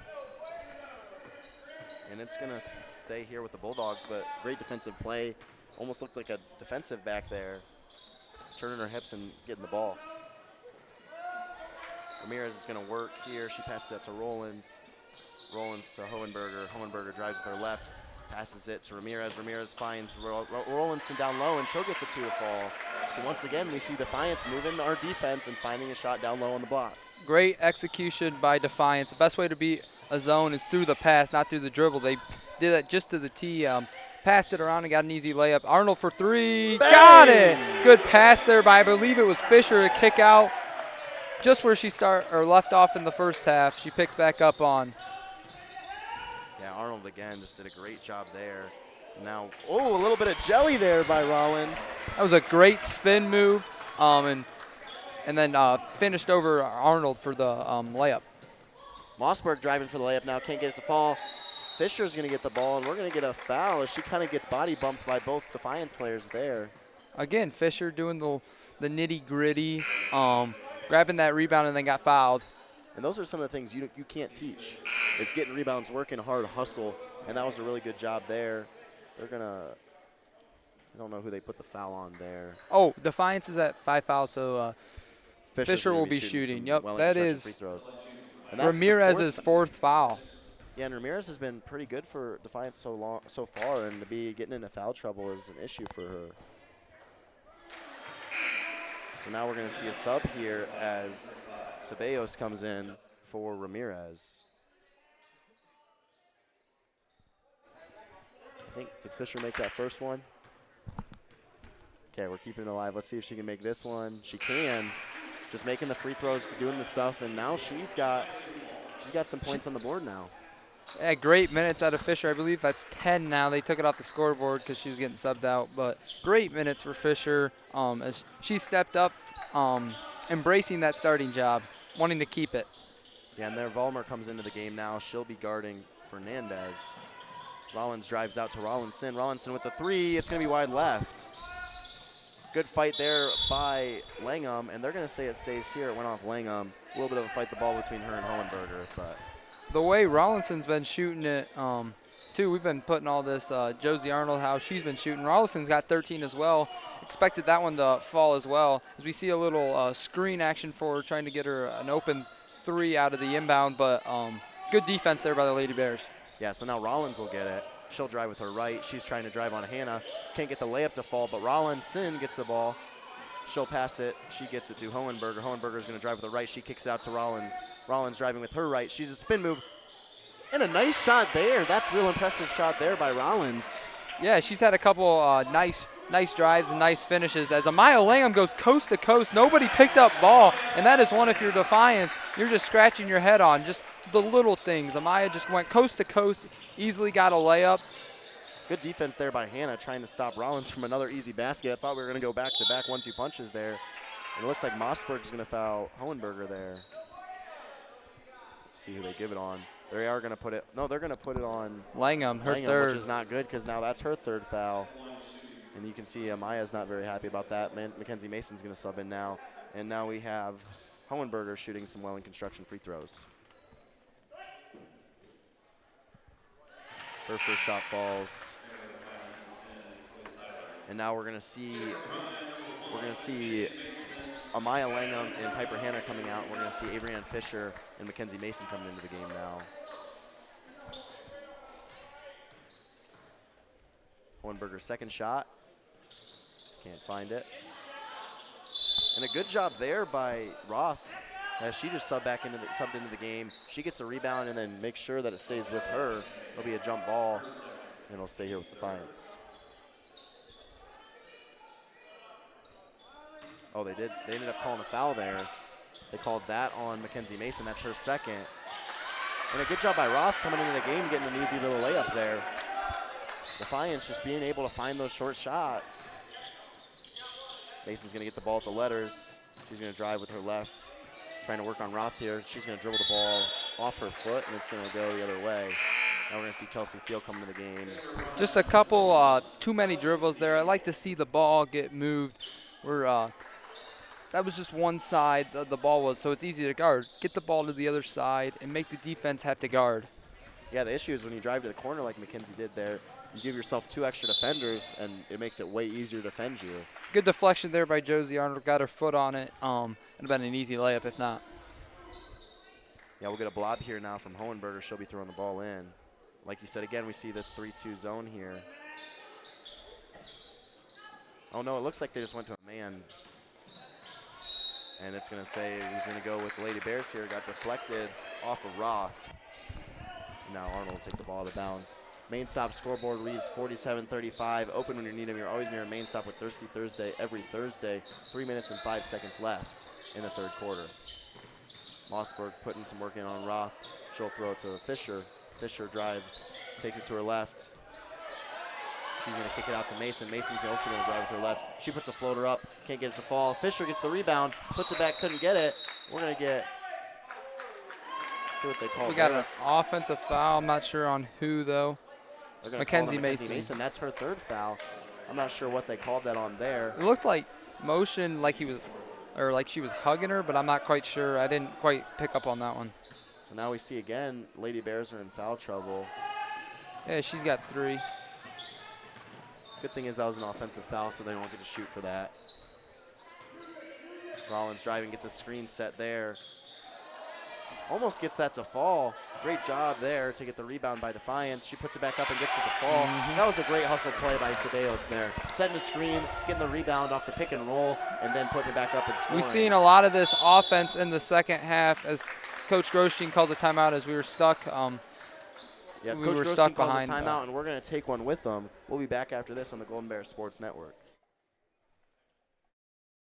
Rooting on the Golden Bears is a tradition that brings us all together. Just like the sports we love, another tradition has stood the test of time. Oberlin-Turnbull Funeral Home and Crematory since 1922. We've been part of the community, supporting you in the moments of celebration and loss. Just like a team, we understand the value of traditions and the love that binds us together. So whether it's cheering for a win or celebrating a life well lived, remember we are here for you. Oberlin-Turnbull Funeral Home and Crematory. Family owned, family focused. Welcome back out to the Golden Bears Sports Network. That timeout was sponsored by S&S Directional Boring. Don't let your old lead water lines or broken sewer laterals give your home an unexpected timeout. Unsure if you have lead water lines? Call S&S Directional Boring at 419-630-0726. Grosjean calls a timeout there. A little bit of just to get the girls a reset. They kind of were getting trapped a little bit. Looked like they were already 6 seconds into the 10-second count. Yeah, just a little careless with the basketball there. Josie Arnold picked up the ball, so Grosjean noticed that and just called the timeout. It's also Defiance has gone on a little bit of a run. I wouldn't call it necessarily a run, but they've closed this back to 10. So it was a good timeout there. Yes, Arnold will take the ball in here. She'll find Zimmerman. Zimmerman's going to be working here on Rollinson. I don't think the Lady Bears, as we got a trap now, so something out of the timeout they saw was they're running and trapping as soon as we get over across half court. Gets the ball to Mason in the corner. She'll drive. Can't get the layup or get the shot to fall. And a good job there by Ceballos again. Rollins driving up the court now. Screen set by Ceballos. Rollins going to try to use it there. She's going to find Rollinson down low. And a good job there by Fisher again as she's going to get a jump ball.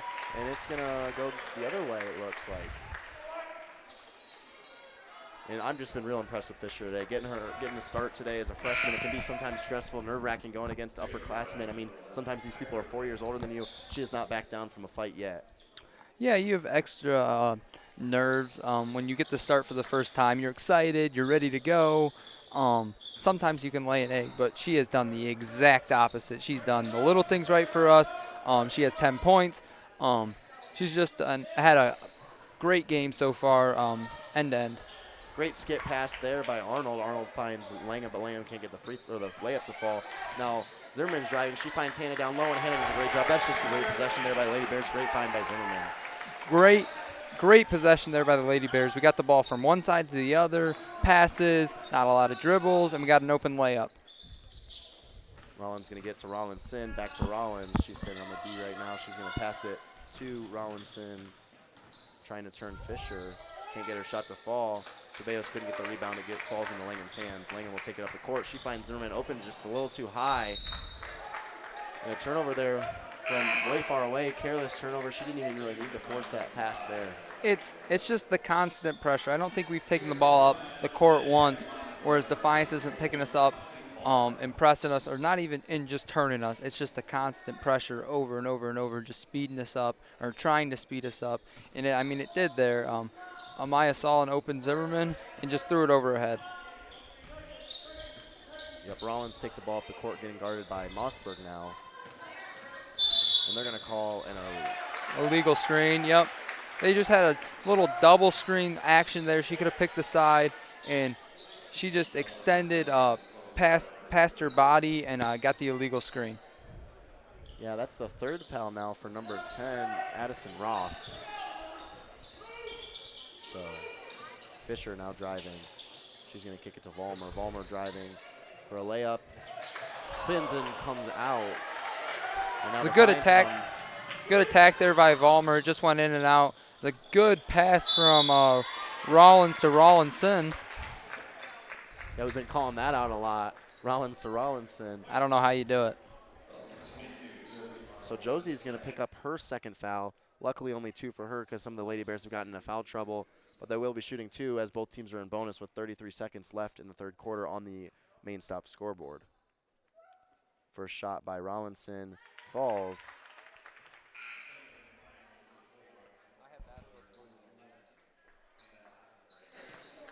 So now the second free throw here, the Welling Construction free throw by Rollinson. First shot won't fall. Hannah does a good job to get the rebound, and now exactly what Grosjean wants is to say, hey, slow it down. Let's take the last shot of the quarter here. Getting a little bit of pressure there by Rollinson.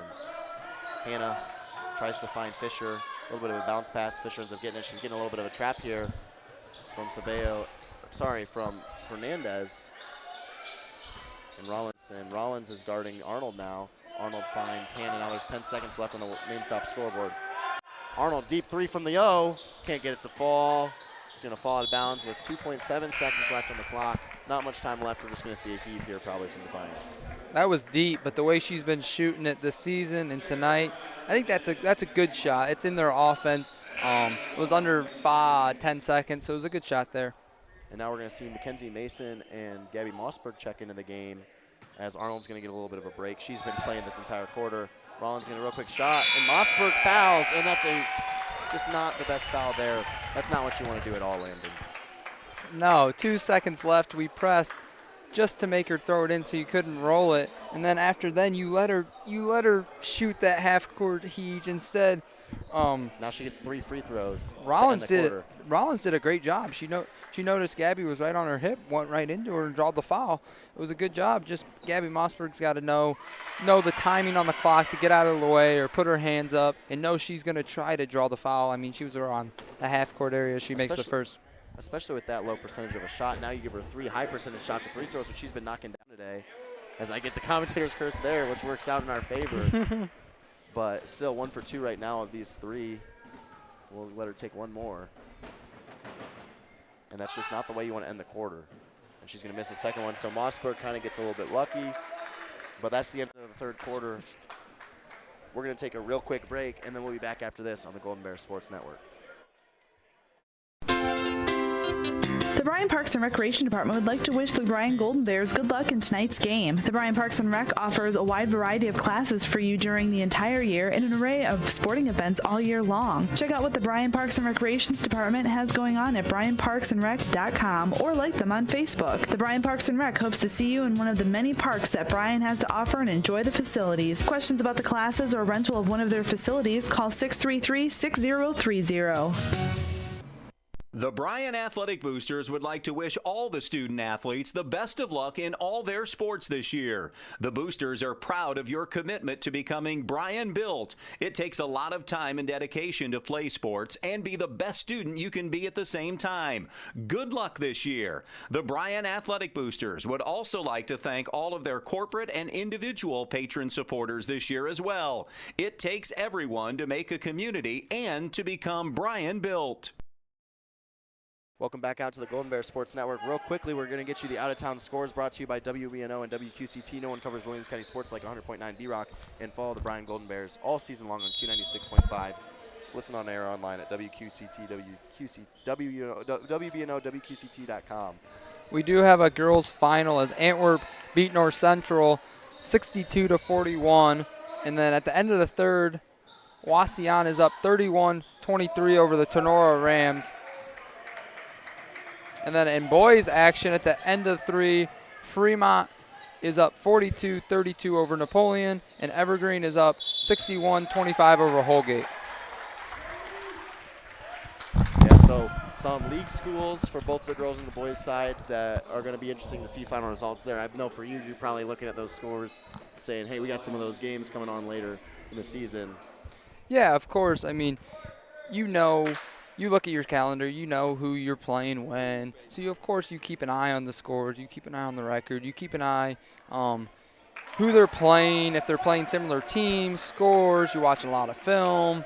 So just stuff like that, just the little things that people don't say. We don't just show up on a Tuesday and just play. I'm sure they watched film since the last time they played just to know the tendencies of Defiance and so on.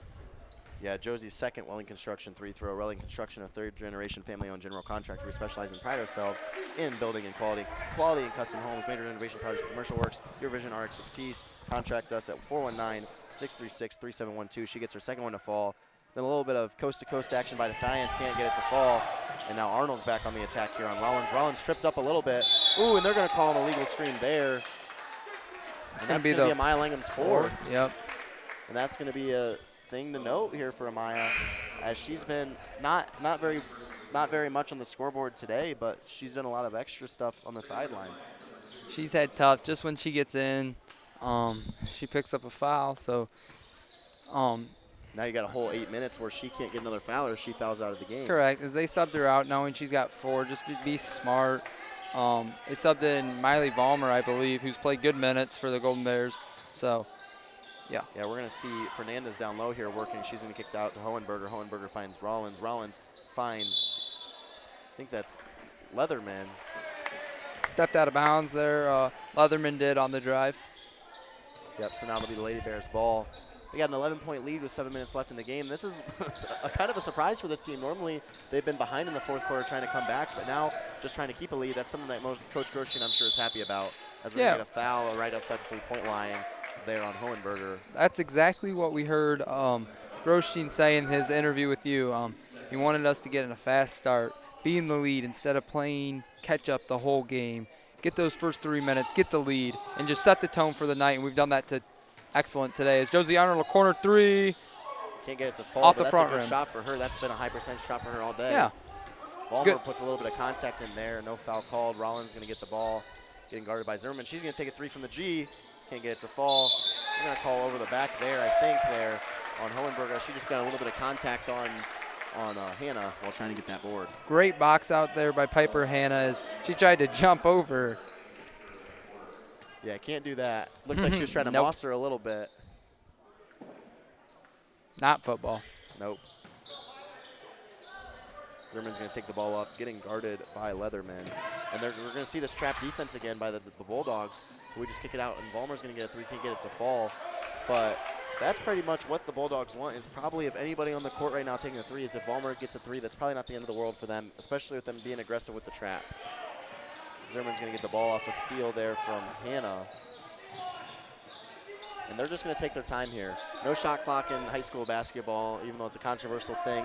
The Lady Bears don't need to force anything, as they do find one down low for Hannah, can't get it to fall. But there's no need to force anything being up 11. You can kind of, especially with the kind of defense they're playing, you can kind of take it slow until they press you that hard. Up 11, under 6, I mean, get a good shot. No reason to force a three at this point in the game.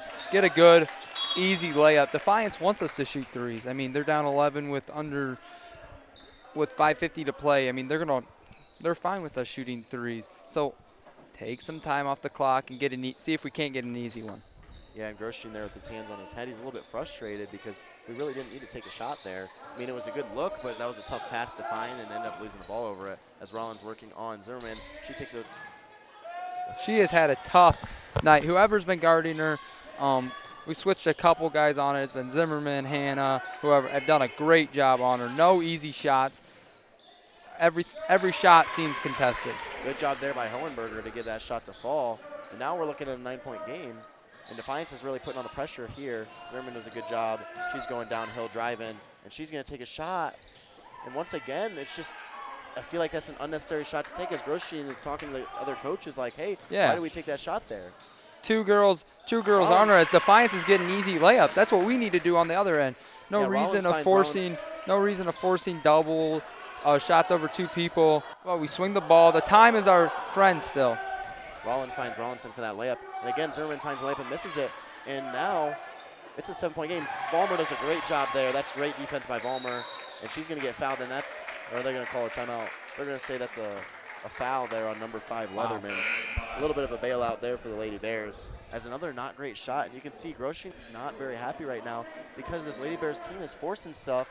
And now we're only up 7. We were up 12 at one point, and now it's only a 7-point lead. And Grosjean's going to call a timeout and say, hey, chill out.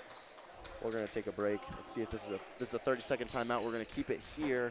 Timeouts are sponsored by S&S Directional Boring. Don't let old lead water lines or broken sewer laterals give your home an unexpected timeout. Unsure if you have lead water lines? Call S&S Directional Boring at 419-630-0726, and we will inspect it for you. Once again, thank you to S&S Directional Boring. As a new sponsor, glad we have you here. Landon, what do you think Grosjean's kind of saying here? Obviously, he's saying slow the game down because we're up, but what else do you think he's saying? Just the careless turnovers with the basketball. I mean, we've talked about turnovers a lot here, but I mean, careless turnovers, careless shots. I mean, we're up 7. We don't need to be shooting contested shots, contested mid-range jumpers. How about we waste a minute of offense and get a layup? And on the defensive end, they're getting easy buckets. So just tightening up our defense, not allowing them to get as many layups. So yeah, now an inbound here. 4:42 left on the main stop scoreboard. Always open when you're near them. Always open when you need them. You're always near a main stop at Thirsty Thursday every Thursday. Score is 50-43 with 4.5 minutes left. And now you can see this Lady Bears seeing a little bit more of emotion, not forcing shots here. We're going to be some dribbles here. Vollmer's going to try to find, and that's a turnover, another turnover for the Lady Bears. That was better offense, though. We got the ball swinging. I know it ended up with a turnover, so it might not be what we exactly wanted, but we got the ball swinging. We got the ball from one side to another and got the defense moving. As now we see, as Defiance was trapping us, now we brought Josie Arnold, and she just ran and trapped Rollins, I believe it is. Yeah, she trapped Rollins there. Good job defensively. The thing is we just can't keep giving them easy shots. And you see Mossberg now playing defense down low, but they're trying to spread us out a little bit so that they can pass, move, and find a pass down low. And now you see Arnold is kind of playing in that zone down low. I think it's almost a 2-3 zone as Rollins can't get to fall, but there's a board by Fernandez, and Fernandez with a great layup, and now it's a 5-point game. Like I said earlier, Defiance, whenever we make a run, they're right there to punch us right in the back, to punch us right back, excuse me. They cut it within 5 as it was just 10 a second ago, it feels like. Yeah, and something we saw there from Grosjean out of the timeout is he put us into a zone. I couldn't recognize what zone it is. That's what you're here for, Landon, but kind of seeing how we're trying to switch things up. We did exactly what we wanted. We wanted to force them into a 3 from the zone. They missed their 3, but we just didn't box out. Now we got a foul on number 12 here. That is on Rollins. That's her second foul, and now Arnold's going to go to the line. And if anybody right now is we want at the line is Arnold. She's been hot all night. It'll be good. Hopefully get 2 points here and kind of settle down again. Her first shot falls. I was just about to say, why did you even say that? But she made it, so.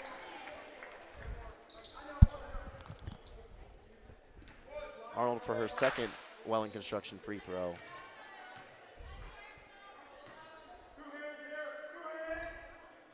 She gets it to fall.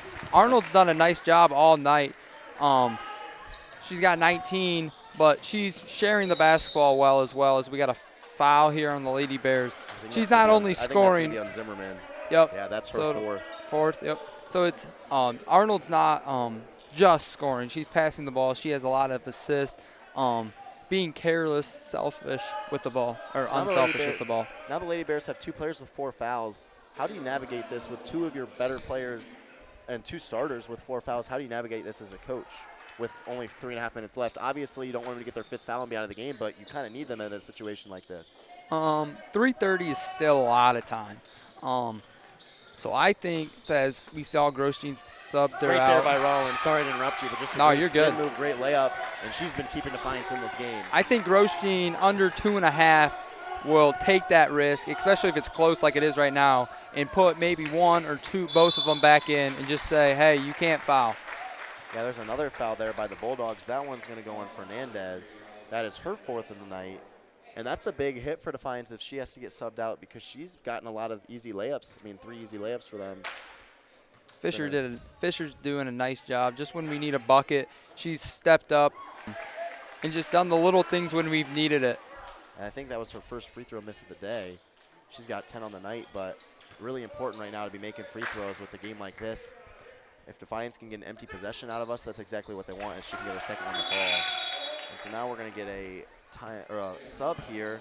We're going to see Ceballos come in for Fernandez. Just subbing in another post here. They really want to find that look down low. That's where their high percentage shots have been all night. They haven't really been able to get very many threes to fall. As Rollins goes downhill, Mossberg puts some pressure on her. A little bit of contact, no foul called. Arnold does a good job to just get a hand on that. Great pass up ahead from Arnold to find Fisher, and Fisher lays it up and in on the left block for a layup. Great find there, full court pass from Arnold. Yeah, and it was a good little move there, a little bit of a Euro step to get around the defender and a good layup. You see Mossberg putting good pressure again, and we're going to have Rollinston with a shot. Can't get it to fall. She gets her own board. Another shot again, gets it to fall. And that's the first time I think I've seen Avery Ann Fisher not box out, like get a good box out on her player. Just unfortunate and a really good job hustle play by Rollinson. Just something to keep an eye. Rollinson has 18 points, and Rollins has 13. So just something to keep an eye on if you're the Lady Bears. You got to stop those 2 and make somebody else hurt us. Yeah, and we're going to take – they're taking a minute-long time, and we're going to take a break with them. We'll be right back after this on the Golden Bears Sports Network.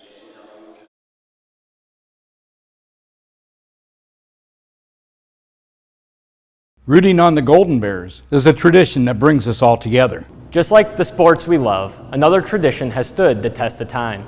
Oberlin-Turnbull Funeral Home and Crematory, since 1922, we've been part of the community, supporting you in the moments of celebration and loss. Just like a team, we understand the value of traditions and the love that binds us together. So whether it's cheering for Discover top quality healthcare education at Northwest State.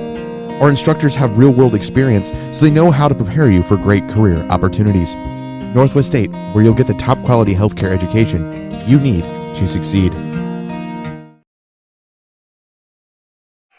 Welcome back out to the Golden Bears Sports Network. Don Malanga, Landon, Bassett, as we got 2.5 minutes left in the game here.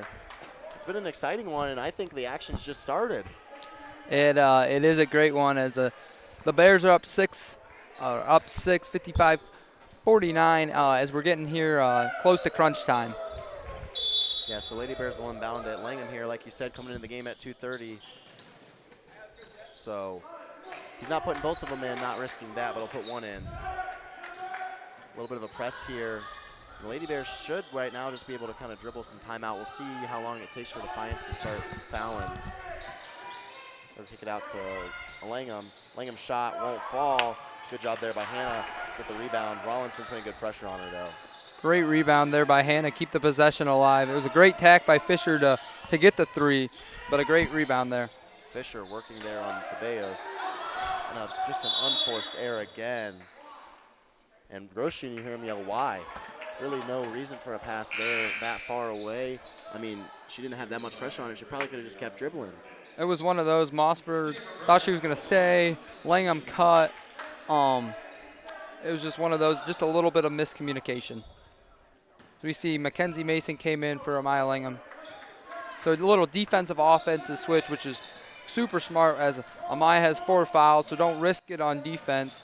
So just sub in Mackenzie Mason. That was a really good play drawn up there by Defiance's coach. They had they had Fernandez up top setting a screen. Rollins drove on it. She kicked it out to Hohenberger, and Hohenberger got a shot, contested shot, got fouled, and now she gets 2 shots. And that's another player with 4 fouls as Mackenzie Mason's in her 4th foul. Luckily, Hohenberger misses her first shot, and now we're going to see Amaya Langham and Ava Zimmerman. And this is something you see from Groshine a lot, is he likes to do defensive offensive subs, right? He has 2 players with 4 fouls in Ava Zimmerman and Amaya Langham. He's not going to sub them in on defense. He doesn't want to get a defensive foul, but he's going to sub them in on the second free throw so they can get some offense because they're 2 of our better offensive players. Yeah, no reason to just pick up a cheap foul and risk that. Now we're under 2, so he'll probably let them play both ways. But yeah, I mean, it was like 2:30. Sub Amaya out. Don't let her pick up a cheap foul defensively and be ruled out. Great work there by Fisher, and that's going to be a blocking foul. And let's see, they're going to. We've seen that a lot. Fisher catches the ball on the perimeter and just goes to work. Just an aggressive drive. She's looking to score, but also to kick. And that's her 5th foul, so she'll be shooting free throws, and the Lady Bears will be shooting free throws the rest of the way. And that's huge because that means the Defiance Bulldogs can't waste time trying to steal the ball away and getting fouls as Fisher gets the first one to fall, first one construction free throw. But yeah, I mean, now every foul is to the line for 2 shots. Now the Lady Bears can just decide who they want to pass the ball, and as once again we see Zimmerman and Langham coming out on the defensive side. This is a staple of Mr. Groshine's way he coaches. I've seen it all 4 years that I've been in high school. Defensive, offensive subs. He loves to run it, likes to try to get the advantage any way he can. A lot of coaches do it. I mean, if one, in our instance, 2 of our players, our starters, have 4 fouls, don't risk it. Let them play. Just sub them in and out for offense, defense.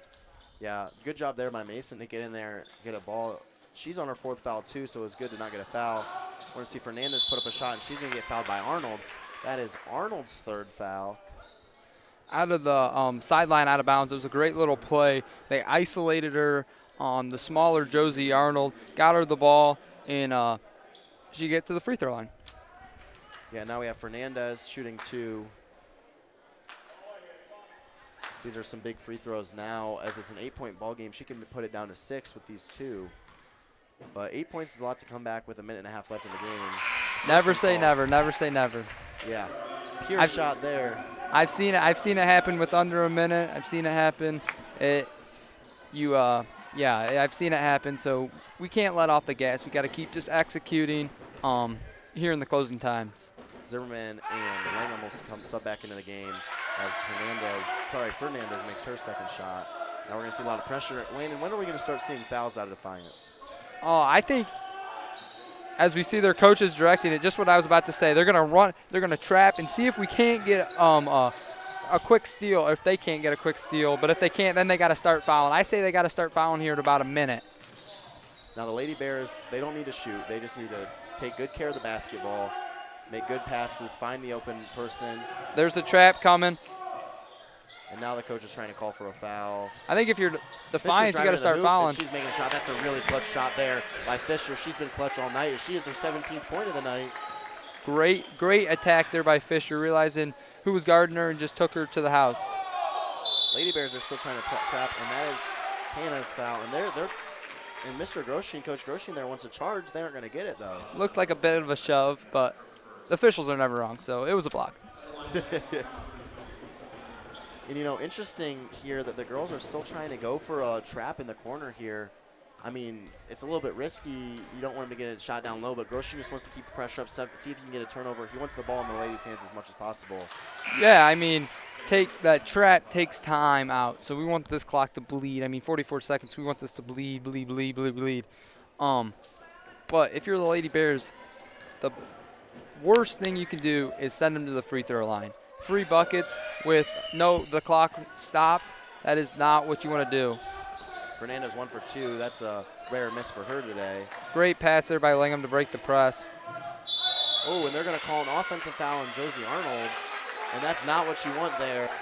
And then that's her 4th foul of the game. So now you have 4 players on your team with 4 fouls. Really not an issue now with 35 seconds left in the game. But now the Lady Bears, since they called that they didn't call that an off. Oh, no, never mind. I thought they were about to shoot. And I was like, no, they called it a charge or an offensive foul, so they will not be shooting. It just looked like they got tangled up, and the Defiance girl fell down, and Josie Arnold got the worst end of that. We get a timeout from the Defiance coach. Let's see, it's a full timeout.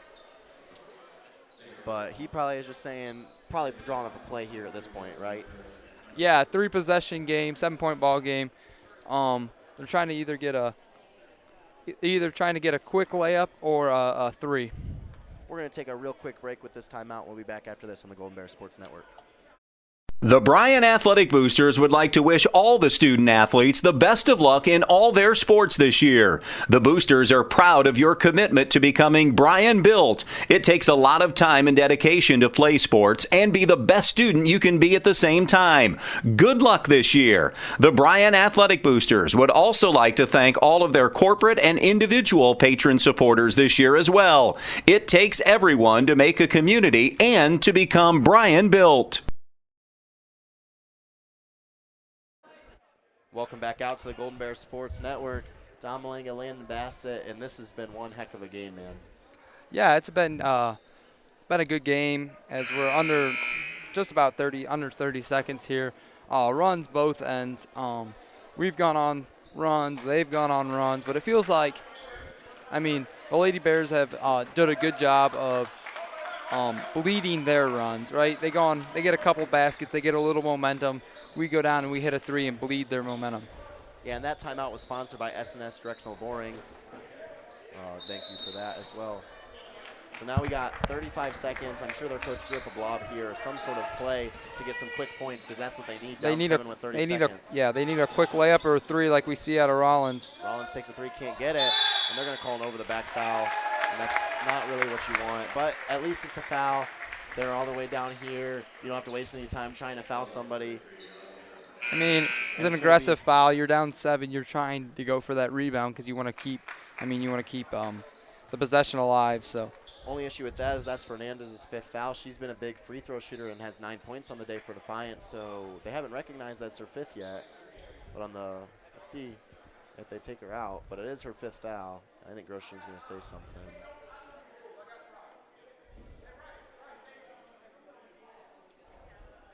little bit of confusion here, a little bit of yelling. I think Defiance is trying to figure out who they want to sub for. As at the 5th foul, you have, I don't know the exact time, but you have a little bit of time to decide who, what girl you want to go in. So he was just taking his time trying to think who we wanted to put in. Yeah, and so he'll put in number 10, Addison Roth. Josie's first shot won't fall. That's a tough one there. Because now it's still a 3-possession game, a real close. 2 shots would have made it 3 threes that they're going to make, but now we'll see what falls here determines what Defiance has to do. But it's still going to have to be at least 2 quick threes. With that, makes the second one. Now it's an 8-point lead. Now they have to make 3 threes to win it without any shots made. And that's going to be a 5th foul on Langham. Langham was aggressive there, trying to get it. Groshtin's saying, hey, use your brain there. Yeah, I mean, we're up, 8? We don't need that foul. I mean, let them skip that long pass. It's just going to bleed clock. No reason to go for that ball. Just close out and just be there, be a factor when she catches the ball. And a good job, great game by Maya Langham. However, she'll be on the bench for the last 20 seconds.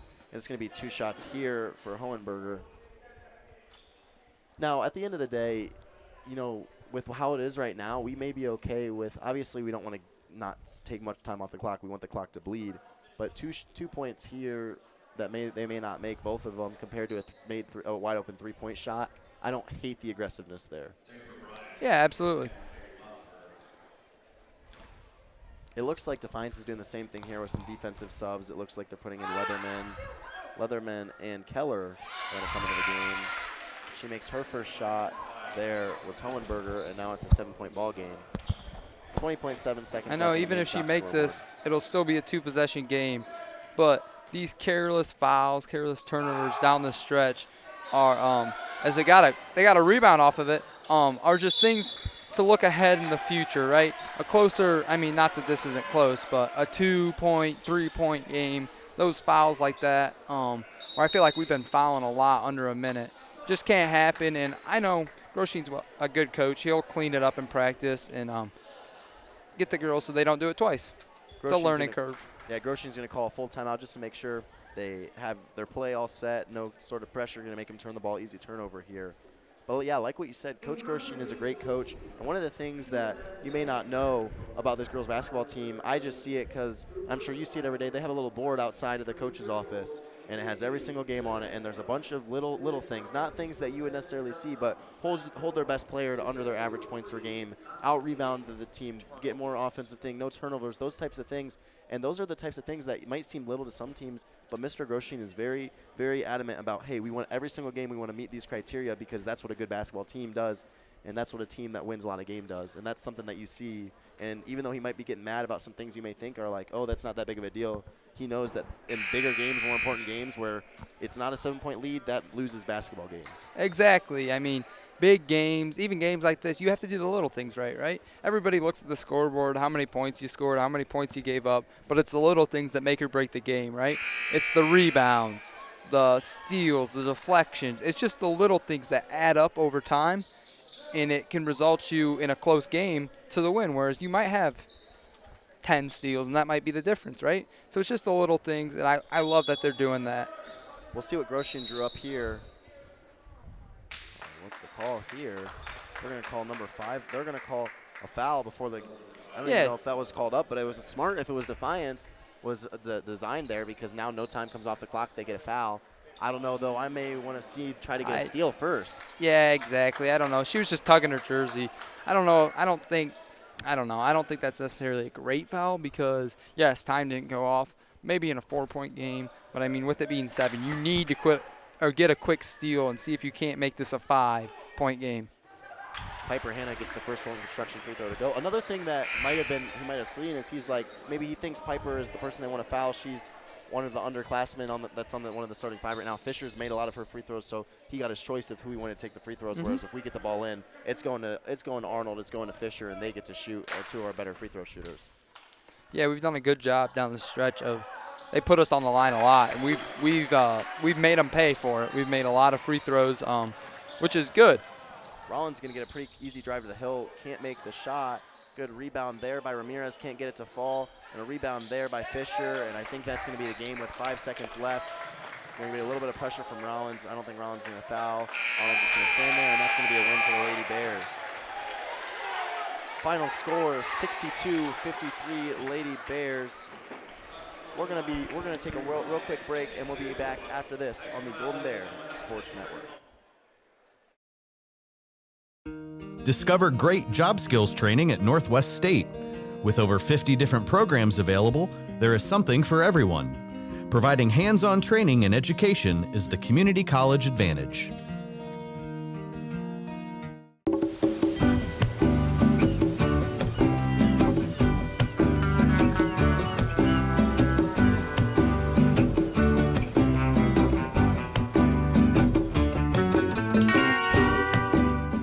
Rooting on the Golden Bears is a tradition that brings us all together. Just like the sports we love, another tradition has stood the test of time. Oberlin-Turnbull Funeral Home and Crematory, since 1922, we've been part of the community, supporting you in the moments of celebration and loss. Just like a team, we understand the value of traditions and the love that binds us together. So whether it's cheering for a win or celebrating a life well lived, remember we are here for you. Oberlin-Turnbull Funeral Home and Crematory. Family owned, family focused. Back out of the Bears den, Landon, Bassett, Don Malanga. Final score was Bryan Lady Bears 62, Defiance Bulldogs 53 in some non-league action. Landon, what did you see from the game today? It was a great win, first and foremost, for the Lady Bears. Get back in the win column. I know we were in a 3-game stretch where we'd lost 3 straight, so it's always good when you can get a win. But I would like to start by the balanced scoring, right? Yes, Josie had 20. Yes, the Fisher girl had 17. But top to bottom, I think just about everybody scored. And that's going to be key. That's going to be key down the stretch coming into NWAL play here soon. You're going to need every girl. You're not just going to need Josie to score 20, right? You're going to need a balanced performance. I think that's what we got here today, and it's good.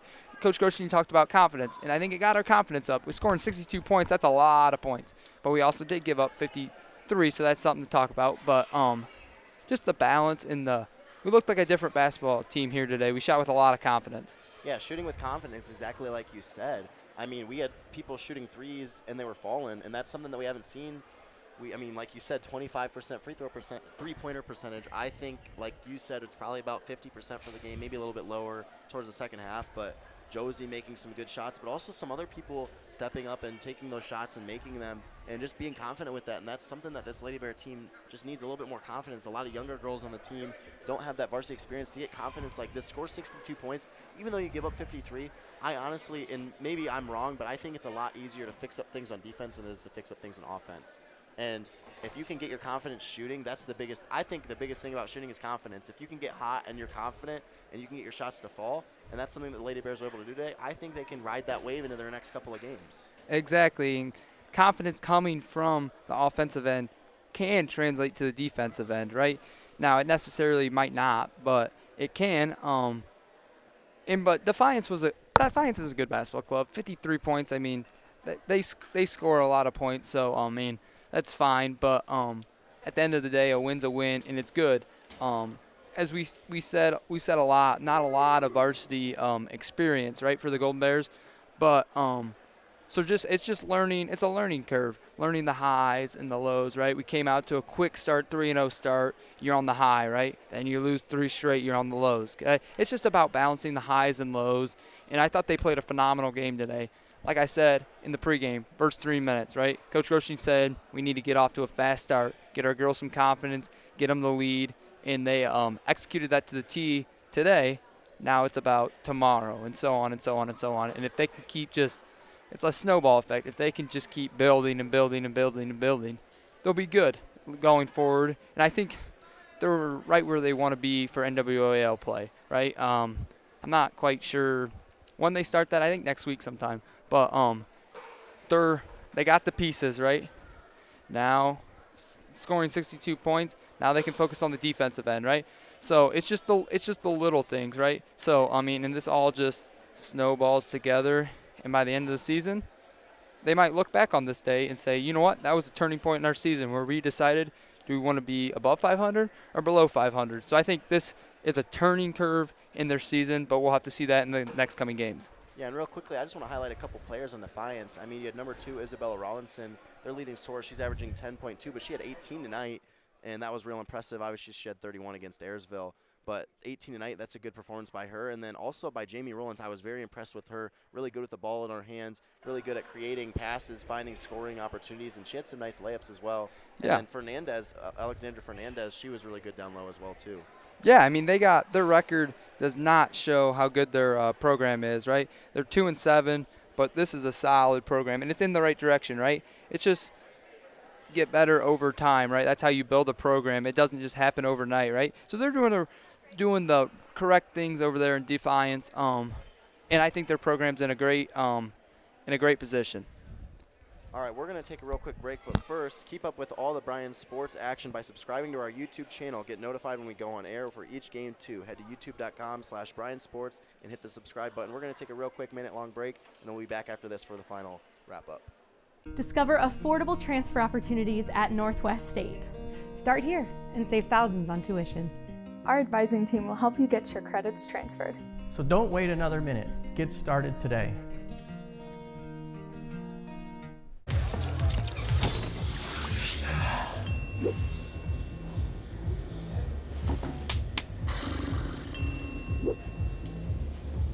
If you need to do something to feel okay to drive, you're not okay to drive. Don't drive buzzed. Here at the Williams County Veteran Service Office, our mission is plain and simple. We are here to serve our local Williams County veterans and their dependents. We are staffed with trained service officers who have the compassion and understanding to assist their fellow veterans in obtaining all federal and state benefits that they have earned. Additionally, we provide emergency financial assistance and transportation to VA medical centers. So if you're a veteran or a dependent of a veteran, stop in today and see how we can help you at the Williams County Veteran Service Office. Welcome back out to the Golden Bears Sports Network. Once again, our final score was 62-53, win for the Lady Bears. That's win number 4 on them for the season. Really quickly going to thank our sponsors one last time. Today's game is brought to you by Bryan Athletic Boosters, Bryan Parks and Rec, Northwest State Community College, Oberlin-Turnbull Funeral Home and Crematory, Veteran Services Williams County, Andrews O'Neill and Lowe, Danielle Van Atta Agency, Krill Funeral Home, Starks Plumbing and Heating, and Thiel Supply Center. Thank you once again for our sponsors. It means a lot to us, and it's really awesome that we get to do this, so thank you to you guys. Landon, why don't we take a look forward at the Lady Bears schedule coming up? Yeah, so this was our last game before Christmas, but after Christmas break we have a tournament here. It's called the Holiday Classic, so they'll play Montpelier on the 27th, and then they'll play a following day either in the championship game or the consolation game, and then they open league play at Archibald on the 3rd. I'm sure that's a huge game, first league game. You wanna set the tone for the whole league game, and then to wrap up this, the final 2 games coming up here are at Van Wert on the 7th, and then another league opponent at Delta on the 10th. And real quickly, I'm going to bring up a fact about the Holiday Classic. We got a new team this year. Bowser's joining the table. Normally we see Fairview, Montpelier, North Central, some of those teams around that area, but we got Toledo Bowser come in, which is one that you don't normally see, but it's going to be good to see some different teams. It's good that the tournament is growing. It's a phenomenal tournament here. I wish the boys did something similar to that, but they do a great job at the tournament, and it's a good little tournament right after Christmas,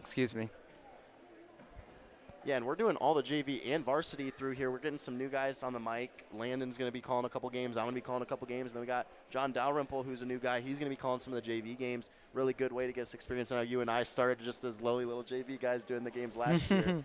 Worked our way up to this now, living the good life up in the crow's nest. Made it to the big leagues. But now, yeah, so make sure you can catch all those. If you're on vacation for Christmas and you can't watch them, make sure to watch them here on the YouTube channel or on BryanSports.com. Now let's take a look forward to Defiance's next 5 game. Obviously losing to Bryan, but then they're going to play versus St. Mary's, at Paulding versus Wauseon, at Van Wert versus Maumee. That's a real tough schedule. Yeah, their schedule doesn't get any easier for them, but they have the pieces right now. It's just figuring out just how to play with each other. Second-year coach, he's still trying to figure things out, but it's in the right step, right? It's just trying to steal a win that you're not supposed to, right? We've been there with the boys program. It's just a lot of people count you out and don't give you attention, but it's just picking up a couple wins, just building momentum into next season and following and following and following. Yeah, and like you said, it's just trying to find a way to win, and both Bryan and Defiance are going to be doing that. Bryan in their Holiday Classic, you know, they've kind of built up a reputation of winning it. This year, I'm sure there's going to be no different. I think they'd love to have the hardware for both the QP Classic and the Holiday Classic. Speaking of the Holiday Classic, like we said earlier, the next game that we will be covering is Friday, December 27th. We're going to cover every single game in the BSN Holiday Classic, including the non-Bryan games. So make sure to catch it, even if you have a family or friend that's from Bowser, or I think it's North Central's the other team, might be Montpelier. Yeah, something like that. Montpelier, Fairview, Bowser. So if you got a family member from Fairview or Montpelier or Bowser that you want to listen to, you can't make it out to the Holiday Classic, feel free to come in and listen here.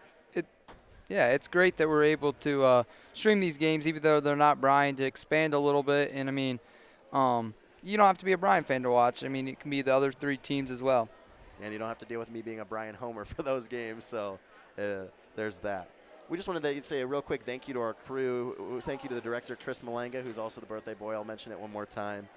Thank you to the cameras, Colton Sheeline, Gabby Malanga, Flo Jones, and Trinity Sampson. Thank you to the BHS Athletic Director, Mr. Keel and Ms. Kuzma, Golden Bear Photo, Mr. Neff, and Mrs. Ponsack, and our engineering assistants, Tony Malanga, who's back for a little bit of a break in between Sunday night football games.